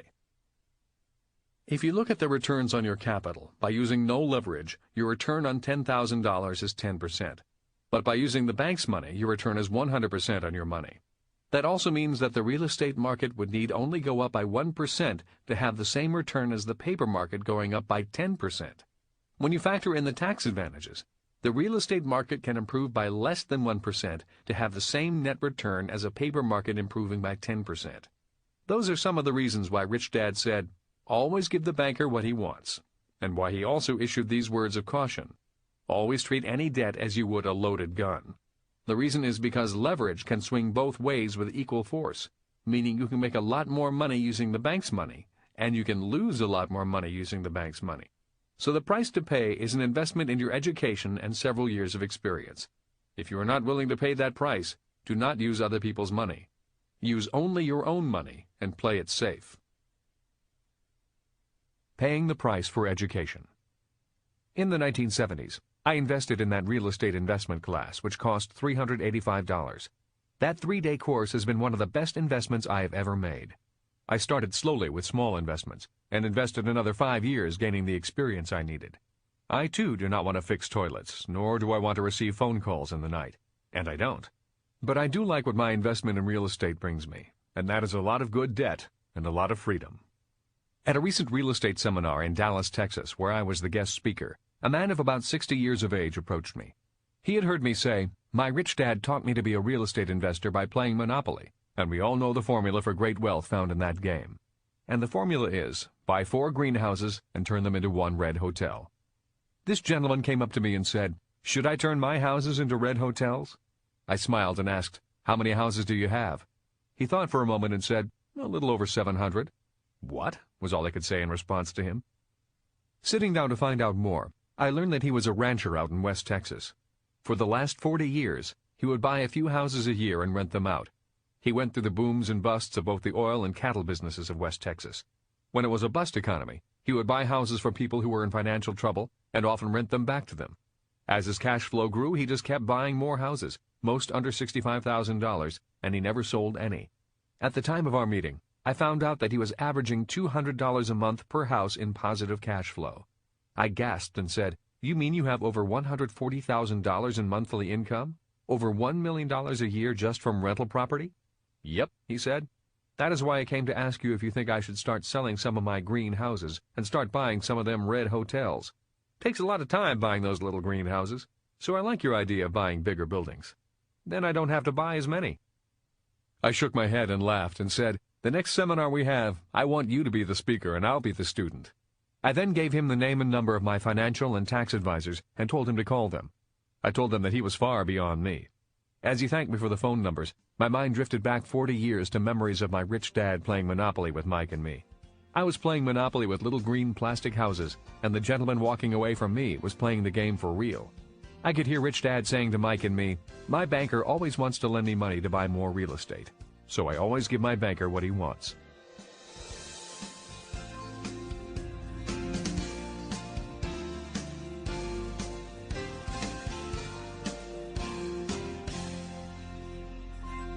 Chapter 5. How much debt do you really have?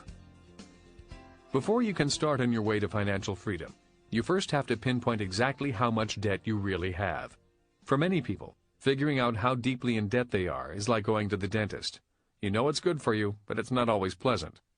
For some people, they have already given up. They know they're in a big hole, but don't want to deal with it.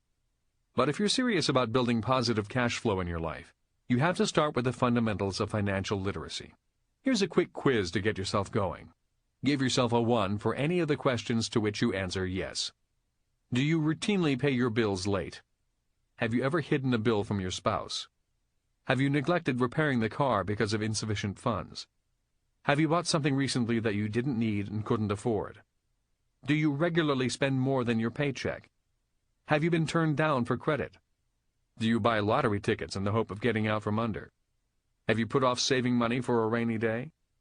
Does your total debt, mortgage excluded, exceed your rainy day reserve? Add up the numbers in the boxes. If your score is 0, that's great. You're already in control of your cash flow. If you scored in the 1 to 5 range, you may want to think about reducing your debt by following Rich Dad's program. If you scored in the 6 to 9 range, watch out. You may be headed toward financial disaster. If you really want to gain control of your cash flow, you're going to need 3 key ingredients: figuring out where you are financially, personal discipline, and a game plan that's going to take you where you want to go. First, fill out your own financial statement, including an income statement listing all of your income and expenses, and a balance sheet, including all of your assets and liabilities. Is it difficult to change your habits? You bet it is. It depends on you and how eager you are to take control of your financial life. Remember, you don't have to do any of these steps, but if you don't, you'll just remain where you are in the current rat race of spending your paycheck on bills that never stop coming. Now, while you don't have to cut up your credit cards, you do have to follow a debt reduction plan. The first 2 steps in doing this are: 1. Pay yourself first. Whenever you get a paycheck, the first bill you pay is to yourself, not the car payment, not the mortgage or rent money. Pay yourself a decent bit of money, then immediately put that money into a separate investment savings account. And don't touch it until you're ready to invest it in some way. 2. Your next step is to cut back on what I call doodads. Those are those extra things in life that we all crave but really don't need. It might be a fancy car, or going out to dinner at expensive restaurants, or really sharp clothes. Whatever your doodads are, just stop that habit of purchasing them impulsively. Admittedly, this is where your self-discipline and willpower come into play. But if you really want to get out of debt, you need to adopt the old-fashioned virtue of delayed gratification. Now, if you have listened to our other audiobooks, you may think we are changing our advice. While Rich Dad believes in expanding your means to be able to afford any lifestyle you want, there are times when you have to stop and take other measures to get started on the right track. The following advice and the Take Control of Your Cash Flow formula from Rich Dad's Cash Flow Quadrant are designed to help you take those drastic steps that will help you start a plan for a better financial future. Okay, you've decided to discipline yourself and take control of your cash flow. Here are the next steps. 1. Review your financial statement that you just created. 2. Determine which quadrant of the cash flow quadrant you receive your income from today. In case you've not listened to my previous programs, the cash flow quadrant is a large square divided into 4 smaller squares. The upper left square is the E quadrant, or the employee. The lower left square is the S quadrant, or the self-employed person. On the upper right is the B quadrant, the big business owner, and on the lower right is the I quadrant, or the investor. So, which quadrant are you receiving your money from now? An employee, a self-employed person, a big business owner, or an investor? 3. Determine which quadrant you want to receive the bulk of your income from in 5 years. E, S, B, or I. 4. Begin your cash flow management plan. A. Pay yourself first. Put aside a set percentage from each paycheck or each payment you receive from other sources. Deposit that money into an investment savings account. Once your money goes into the account, never take it out until you are ready to invest it. Congratulations, you have just started managing your cash flow. B. Focus on reducing your personal debt. The following are some simple and ready-to-apply tips for reducing and eliminating your personal debt. Tip number 1. If you have credit cards with outstanding balances, 1. Cut up all your credit cards except for 1 or 2. 2. Any new charges you add to the 1 or 2 cards you now have must be paid off every month. Do not incur any further long-term debt. Tip number 2. Come up with $150 to $200 extra per month. Now that you are becoming more and more financially literate, this should be relatively easy to do. If you cannot generate an additional $150 to $200 per month, then your chances for achieving financial freedom may be only a pipe dream. Tip number 3. Apply the additional $150 to $200 to your monthly payment of only one of your credit cards. You will now pay the minimum plus the $150 to $200 on that one credit card. Pay only the minimum amount due on all other credit cards. Often people try to pay a little extra each month on all their cards, but those cards surprisingly never get paid off. Tip number 4. Once the first card is paid off, then apply the total amount you were paying each month on that card to your next credit card. You are now paying the minimum amount due on the second card plus the total monthly payment you were paying on your first credit card. Continue this process with all your credit cards and other consumer credits such as store charges. With each debt you pay off, apply the full amount you were paying on that debt to the minimum payment of your next debt. As you pay off each debt, the monthly amount you are paying on the next debt will escalate. Tip number 5. Once all your credit cards and other consumer debt is paid off, now continue the procedure with your car and house payments. If you follow this procedure, you will be amazed at the shortened amount of time it takes for you to be completely debt-free. Most people can be debt-free within 5 to 7 years. Tip number 6. Now that you are completely debt-free, take the monthly amount you were paying on your last debt and put that money toward investments. Build your asset column. That's how simple it is.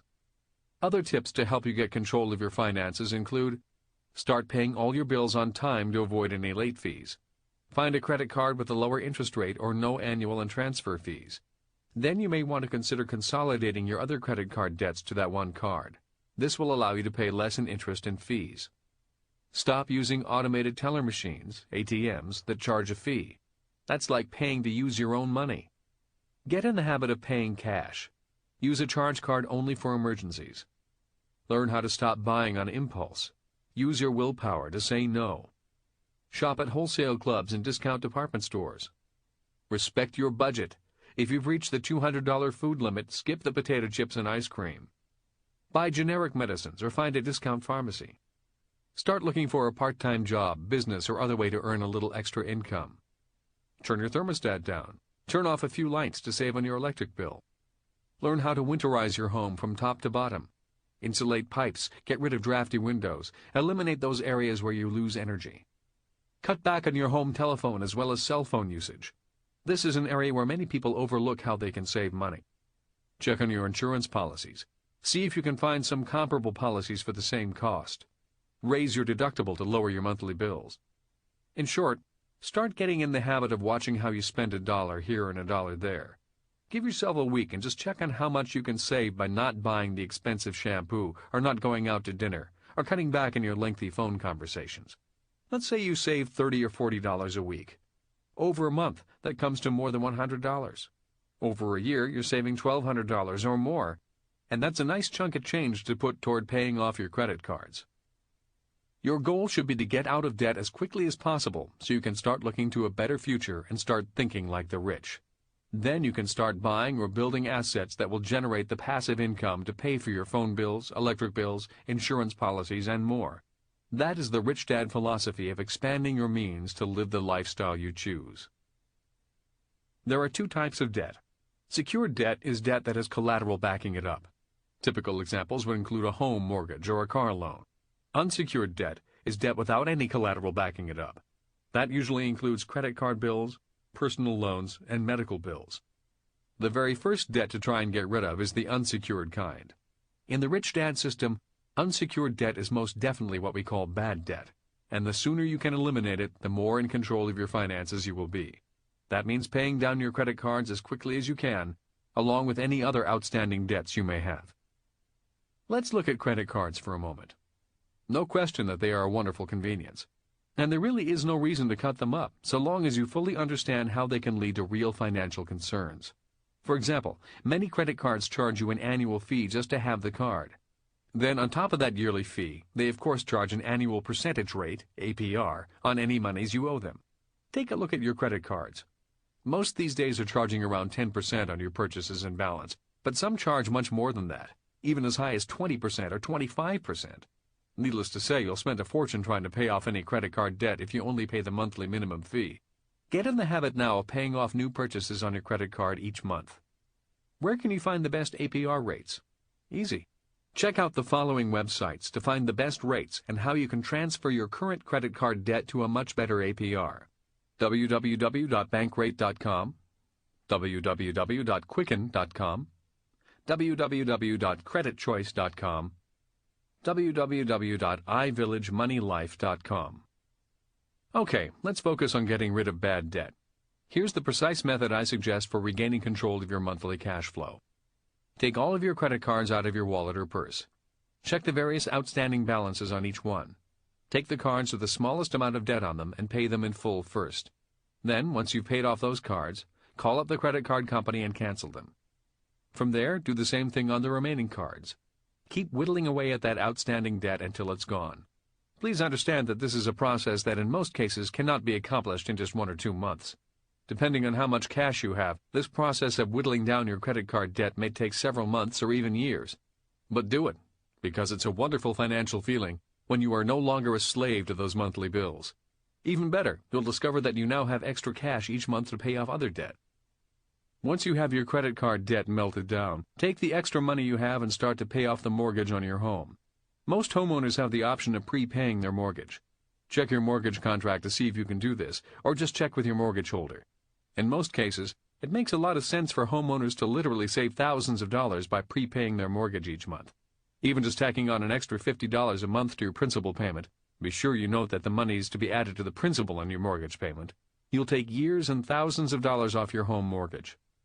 The best news is that those individuals who have the willpower to follow these simple measures will find themselves financially solid and free of major debt within a matter of a few years.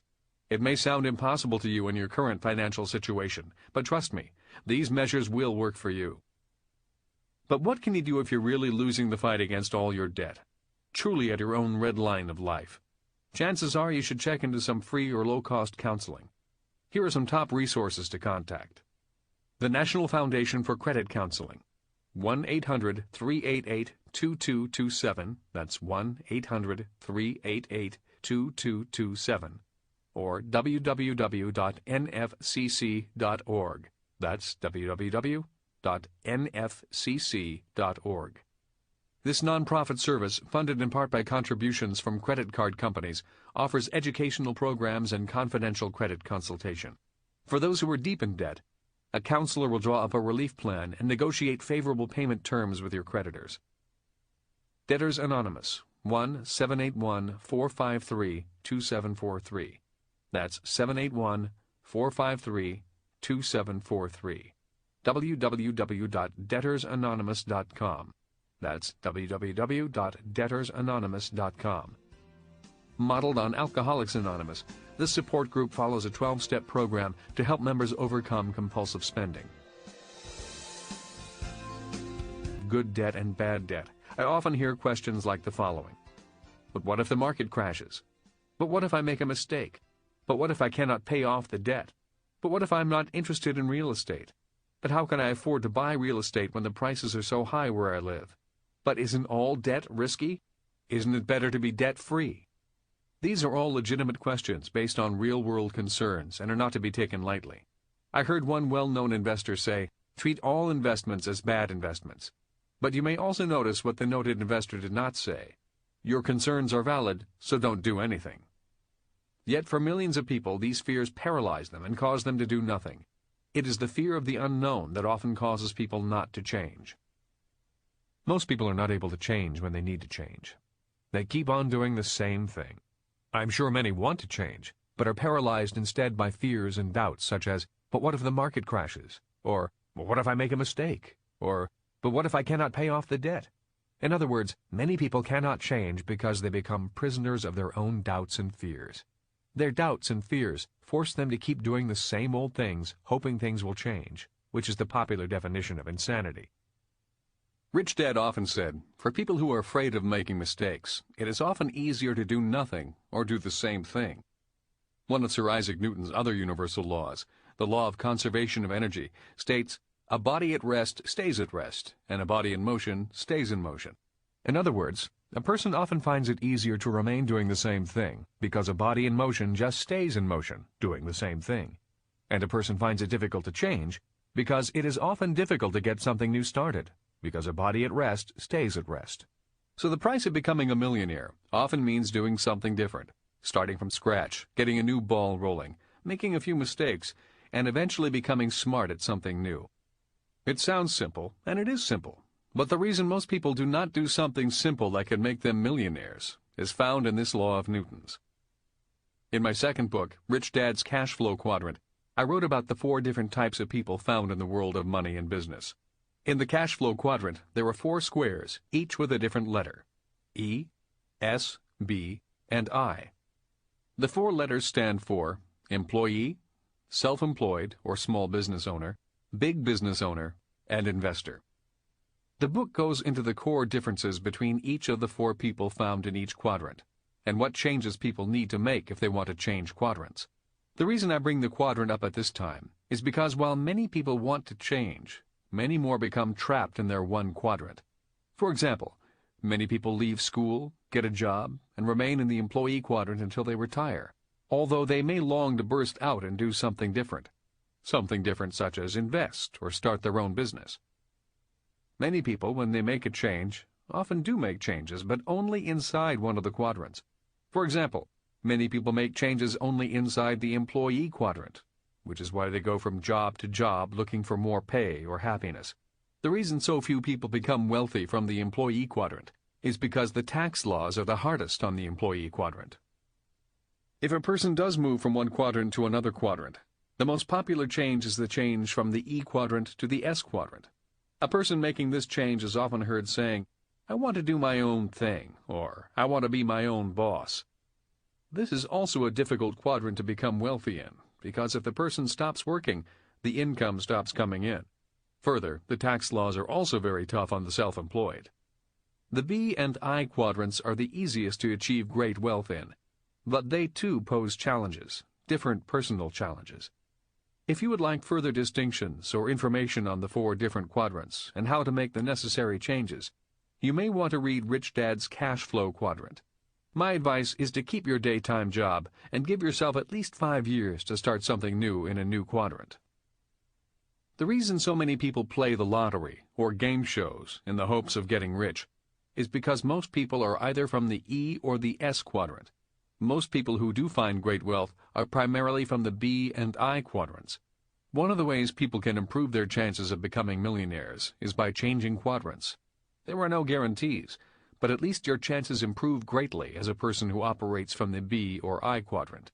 It is estimated that less than 1% of the people who achieve great wealth come from the E quadrant, and the percentage is the same for people in the S quadrant. In other words, if you are serious about becoming a millionaire in as short a time as possible, you may need to make a change in quadrants. When I ask people who really wants to be a millionaire, I also ask the same people if they are willing to change quadrants. Some are, and most are not. Why? The answer is again found in the word change. For many people, the change required to move from the quadrants on the left side, the E and S side, to the B and I side is too high a price greater than many are willing to pay. For people unwilling to make that change, it is best to find other ways to become a millionaire, such as try and get rich by being cheap and cutting up your credit cards, marry someone for their money, or get rich by being a crook. But for those who are willing to consider making the change, I offer the following diagram as a helpful guide to you who are brave of heart. I developed the following diagram in order to explain why simple book knowledge or classroom knowledge is not enough for total financial success. While the diagram can be used to explain many different things, for the purpose of this audiobook, I will use it as a guide to explain what changes a person may need to make in order to become a financially richer person. I call this model the learning pyramid. If you have read our third book, Rich Dad's Guide to Investing, you may recognize this structure as a tetrahedron, which means a structure with 4 sides and 4 points to it. Some people call it a pyramid. This tetrahedron is useful in explaining what the price is in making the necessary changes to becoming rich, or making any change for that matter. It also explains why it is so hard for many people to make the necessary changes. To explain how the learning pyramid works, I'll use the following example. Let's say a person reads a book, and the book says go out and buy real estate or go find some good debt. So mentally they get the idea, go invest in real estate, acquire some good debt, and get rich. Which is not a tough thing to do, but most people fail to do so. They may think about it mentally, but fail to do anything physically. Why? The reason many people are not able to physically go out and buy real estate is because emotionally they have a problem. And the problem arises when their emotional thoughts overpower their mental thoughts. When emotional thoughts are provoked by new mental ideas, we begin to hear the statements mentioned earlier, statements such as, "But what if the market crashes?" or, "But what if I make a mistake?" These are examples of the emotion of fear rising up to challenge the new mental idea, even a simple idea such as go and buy some real estate, acquire some good debt, and get rich. If the emotional thought is stronger than the mental thought, then the physical result is often no action at all. A person may go into what is called analysis paralysis and spend hours physically doing nothing but arguing internally with their thoughts and their emotions. Or the person may do as the radio host did during my interview, and that is invalidate the entire idea of investing in real estate. You may recall the radio interviewer said to me, "I don't want to fix toilets and receive phone calls late at night from tenants." This is another example of emotional thinking overpowering a new mental idea.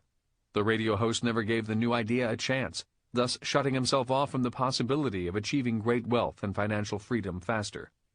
The radio host was not the only person who blocked out ideas that could change his life financially and in other ways. I do it. We all do it. We all do things that make us successful, and we all do things that keep us unsuccessful.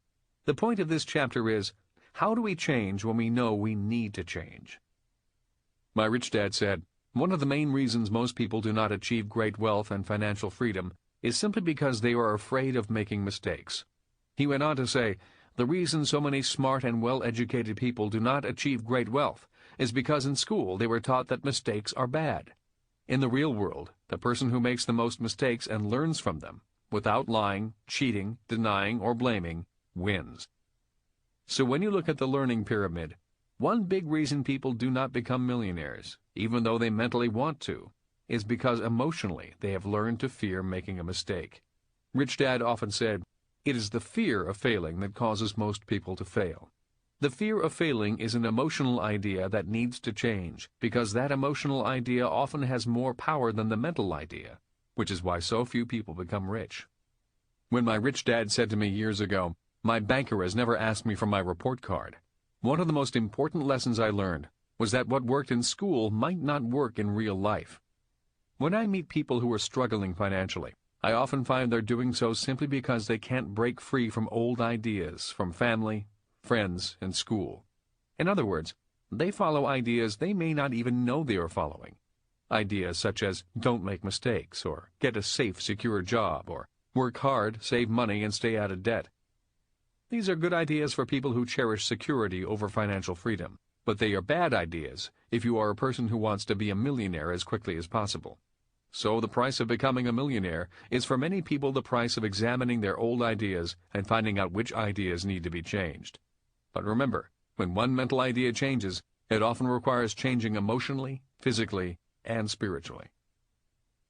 By introducing financial literacy at an early age in school, we hope to make the new ideas of buy assets, have your money work for you, and financial freedom more possible and attainable. For me, the fear of failing was not an issue, as it is for many people. Failing at age 15 in school because I could not write was one of the best things that happened to me. Today, I make more money as a writer than most of the students who were A students in English. From that failure, I also learned that my real report card was my financial statement. So for me, I knew that failing was a good thing, if I would learn the lessons from the mistakes or failure. I realized I could gain a great advantage by being willing to make more mistakes than people who were academically smarter than me. The problem was, while I learned a lot by making mistakes, it was my lack of fear of failing that also limited how much I could learn. One of the reasons I volunteered to fight in Vietnam was because of the emotional and physical challenges going to war offered. While most people were saying, "I don't want to go to war," or "I'm against the war," I decided it was best to go. So I volunteered in spite of the fact that I was draft exempt. The good news was the Marine Corps did an excellent job of training young men and women to overcome their emotional and physical doubts and limitations. We were trained rigorously to operate with cool mental thought, even though we were emotionally terrified and physically challenged. We were trained to get the job done and fulfill the mission even at the cost of our own lives. That mental, emotional, physical, and spiritual training is what kept me alive in Vietnam. The bad news was, that training was also killing me when I came back from war. I have spent the last 25 years unlearning what I learned in preparation for war. To survive in war, we are trained to fight in a split second. We often had to shoot before thinking, enter into terrible situations without regard for our own lives, and do horrible things, even though we did not want to do them. In other words, we had to physically do things that we may not have wanted to do, and not let our mental thoughts and emotional feelings get in the way of doing our job. When I returned from war, I discovered that my ability to overcome my fear and my willingness to fight were holding me back. In peacetime, there was no need for a warrior's behavior.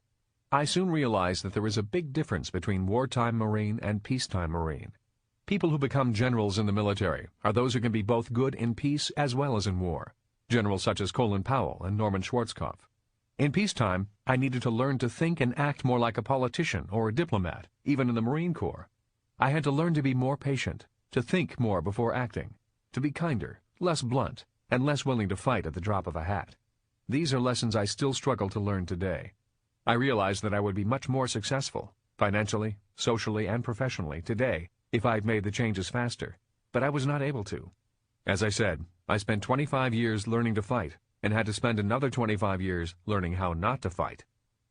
The good news for me is that my ability to override my fear of failing made me a good entrepreneur and an investor. But those same abilities also became a limitation to my growth and success. As I wrote earlier, one of Newton's laws states, "For every action, there is an equal and opposite reaction." For me, in my life, I needed to make serious personal changes if I wanted my success to grow. For me, my willingness to fight was causing me to win small battles, but I was losing the war. I soon realized that if I didn't make those changes, my success would be limited, just as limited as someone who was afraid of making mistakes. In order to grow, I needed to change. Every coin has two sides. In my life, I had developed my warrior side for 25 years, and for the past 25 years, I have been developing my diplomatic side. By having both sides, my success has grown. If I only had one side of the coin, I am certain my success would have been greatly limited. In other words, my strengths had become my weaknesses, and in order to be whole and complete, I needed to make my weaknesses strengths. When people ask me, what should I invest in, or what would you advise me to do, or would you give me the right answer, I hesitate and diplomatically back away from handing out my answers. The reason I do not like giving out answers is because right answers only work in school and on game shows. In real life, each of us comes with certain strengths, geniuses, and abilities. We also come with weaknesses. To me, life is about change. To me, if you are not changing today, you may be in grave peril because the world is changing faster than ever before. The people who are in the most trouble are those who cling to old right answers and old report cards. With the Internet expanding its reach, the gap between the haves and have-nots will only increase. Today we have kids who are not yet out of high school who are making millions of dollars on the web. They have not yet had a job and may never have to look for one. As I've said in my other programs, the idea of a job is an idea born out of the industrial age. Anyone clinging to old industrial age rules will financially fall behind those who adjust to the new rules of the information age. And believe me, the rules are different. If you are clinging to the idea of job security, automatic pay raises, and seniority, you are clinging to rules created in the industrial age. The good news is there has never been more opportunity to gain tremendous wealth. But to gain that wealth, the price is that you may have to change. The uncertainty of change is often frightening. I am as apprehensive of the unknown as anyone else. I have the same self-doubts as anyone else. I hate being wrong and making mistakes as much as anyone else. But the good news is that everyone has to change today. Due to the Internet, change is now democratic. Everyone has to change or pay the price of falling behind, slowly but surely. The good news is that we all have the power to get us through this change if we want to access that power. That power is found on the learning pyramid. And that power is the power of your spirit. One of the best things about going to Vietnam was that I witnessed the power of spirit firsthand. If you talk to most veterans who saw actual combat, I am sure most will tell you of individuals who went far beyond the mental, physical, and emotional limitations that hinder most of us in day-to-day life. One of my classmates and dear friends from elementary school, Wayne, is a person who spent a year performing one of the most dangerous missions of the war as an LRRP. A LRP, as the acronym is often pronounced, which stands for Long Range Reconnaissance Patrol, was a person who was dropped behind enemy lines in a small fighting team to gather information. They often stayed behind enemy lines, living off the land for a week to 2 months. One night recently, I was at Wayne's house in Hawaii discussing the changes we went through from growing up in Hawaii, going to college and then going to war. We talked about how the experience of war dramatically changed who we are and what our core values are. We both quietly shared stories and spoke in awe of young men who performed feats of courage and heroism far beyond the so-called line of duty. The reason I tell this story about Wayne is because he made a point I want to make when I talk about the power of spirit we all have. During this late evening conversation, Wayne quietly said, "There were 2 missions where I was the only one to come back alive. I am alive today because dead men kept fighting." I suspect that the reason so many Vietnam veterans have difficulties emotionally is because we fought in a war that we as a country did not intend to win, and those who came back are alive only because we had friends give their lives so that we could live. On top of that, we came back to a country that often spat on returning soldiers instead of thanking them for what they did, right or wrong. I too saw dead men who kept fighting. Men who physically, mentally, and emotionally were technically dead, yet their spirits kept fighting on so others could live. As tragic as such experiences are, the lessons learned about the power of the human spirit have been priceless in my and Wayne's lives. Today when I hear someone say, "But what if I lose some money?" or "What if I make a mistake?" or "What if I fail?" I just sort of smile my diplomatic smile, nod my head, and walk away. It is still difficult for me to feel empathy for someone who is afraid of losing $10,000 when I saw others lose their lives.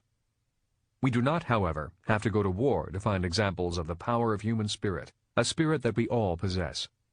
A few years ago, I went to a track meet for physically challenged people. There I saw another classmate who was injured in a car accident and had to have both of his legs amputated.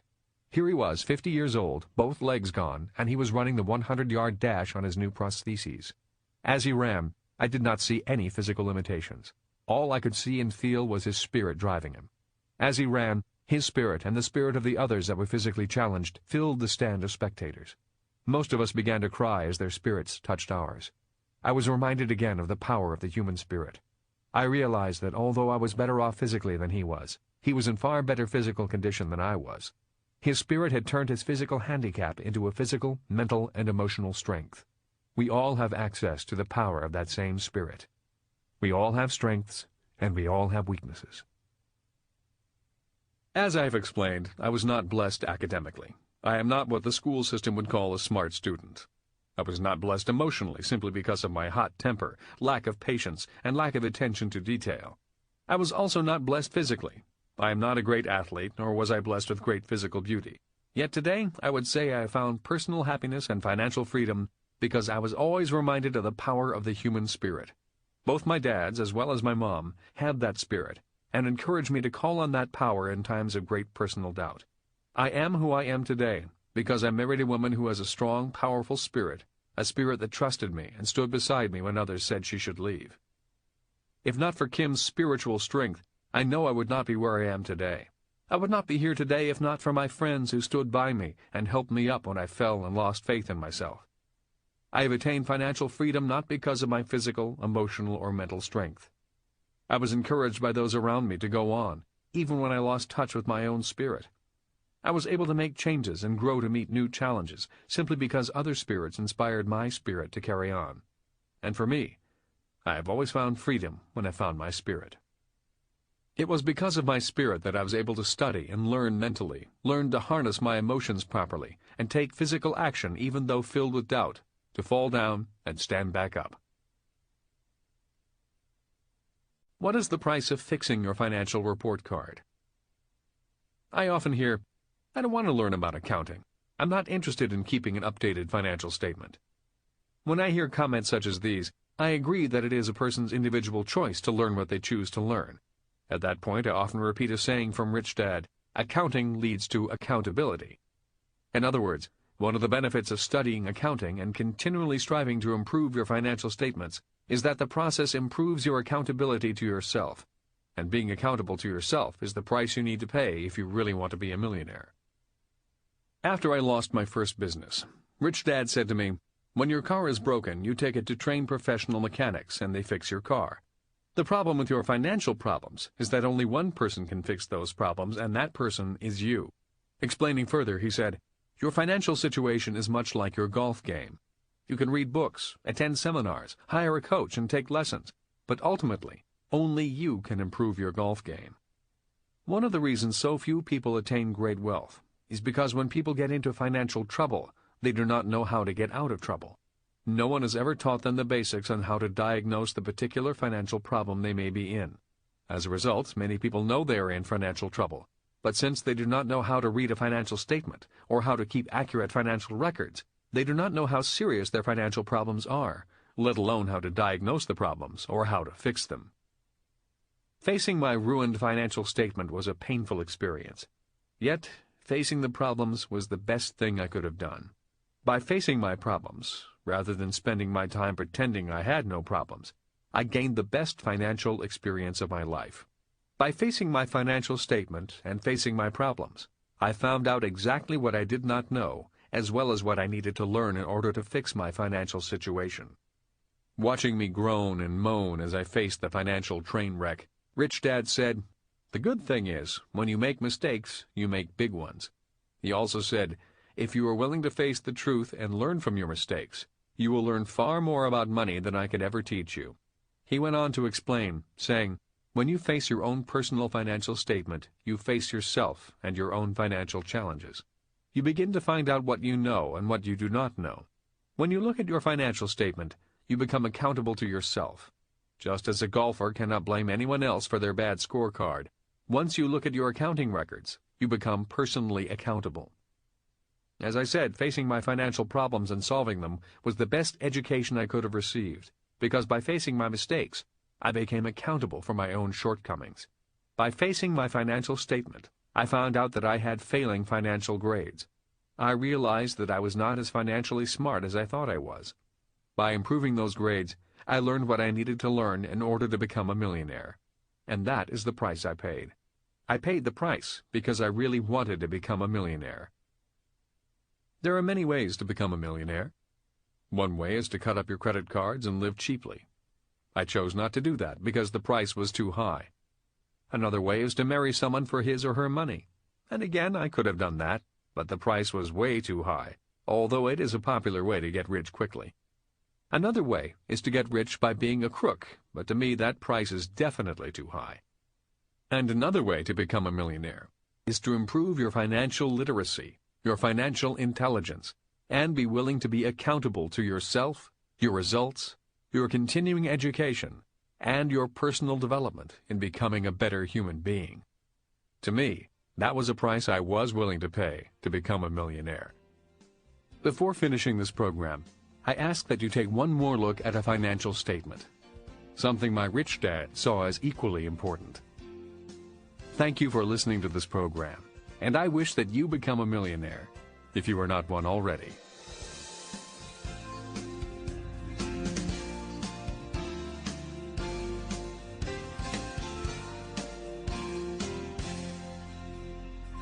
This has been a Time Warner Audiobooks production of Rich Dad's Guide to Becoming Rich Without Cutting Up Your Credit Cards. Written by Robert T. Kiyosaki, with Sharon L. Lecter, CPA, and read by Jim Ward. With a special introduction by Robert T. Kiyosaki. Executive producer Maya Thomas. Produced and directed by Arthur G. Insana. Text abridged by Kim Smith. Production supervised by Dennis Kao. Rich Dad's Guide to Becoming Rich Without Cutting Up Your Credit Cards is also available in paperback from Warner Books. To listen to samples or learn about digital audio, please visit Time Warner Audiobooks website at twbookmark.com.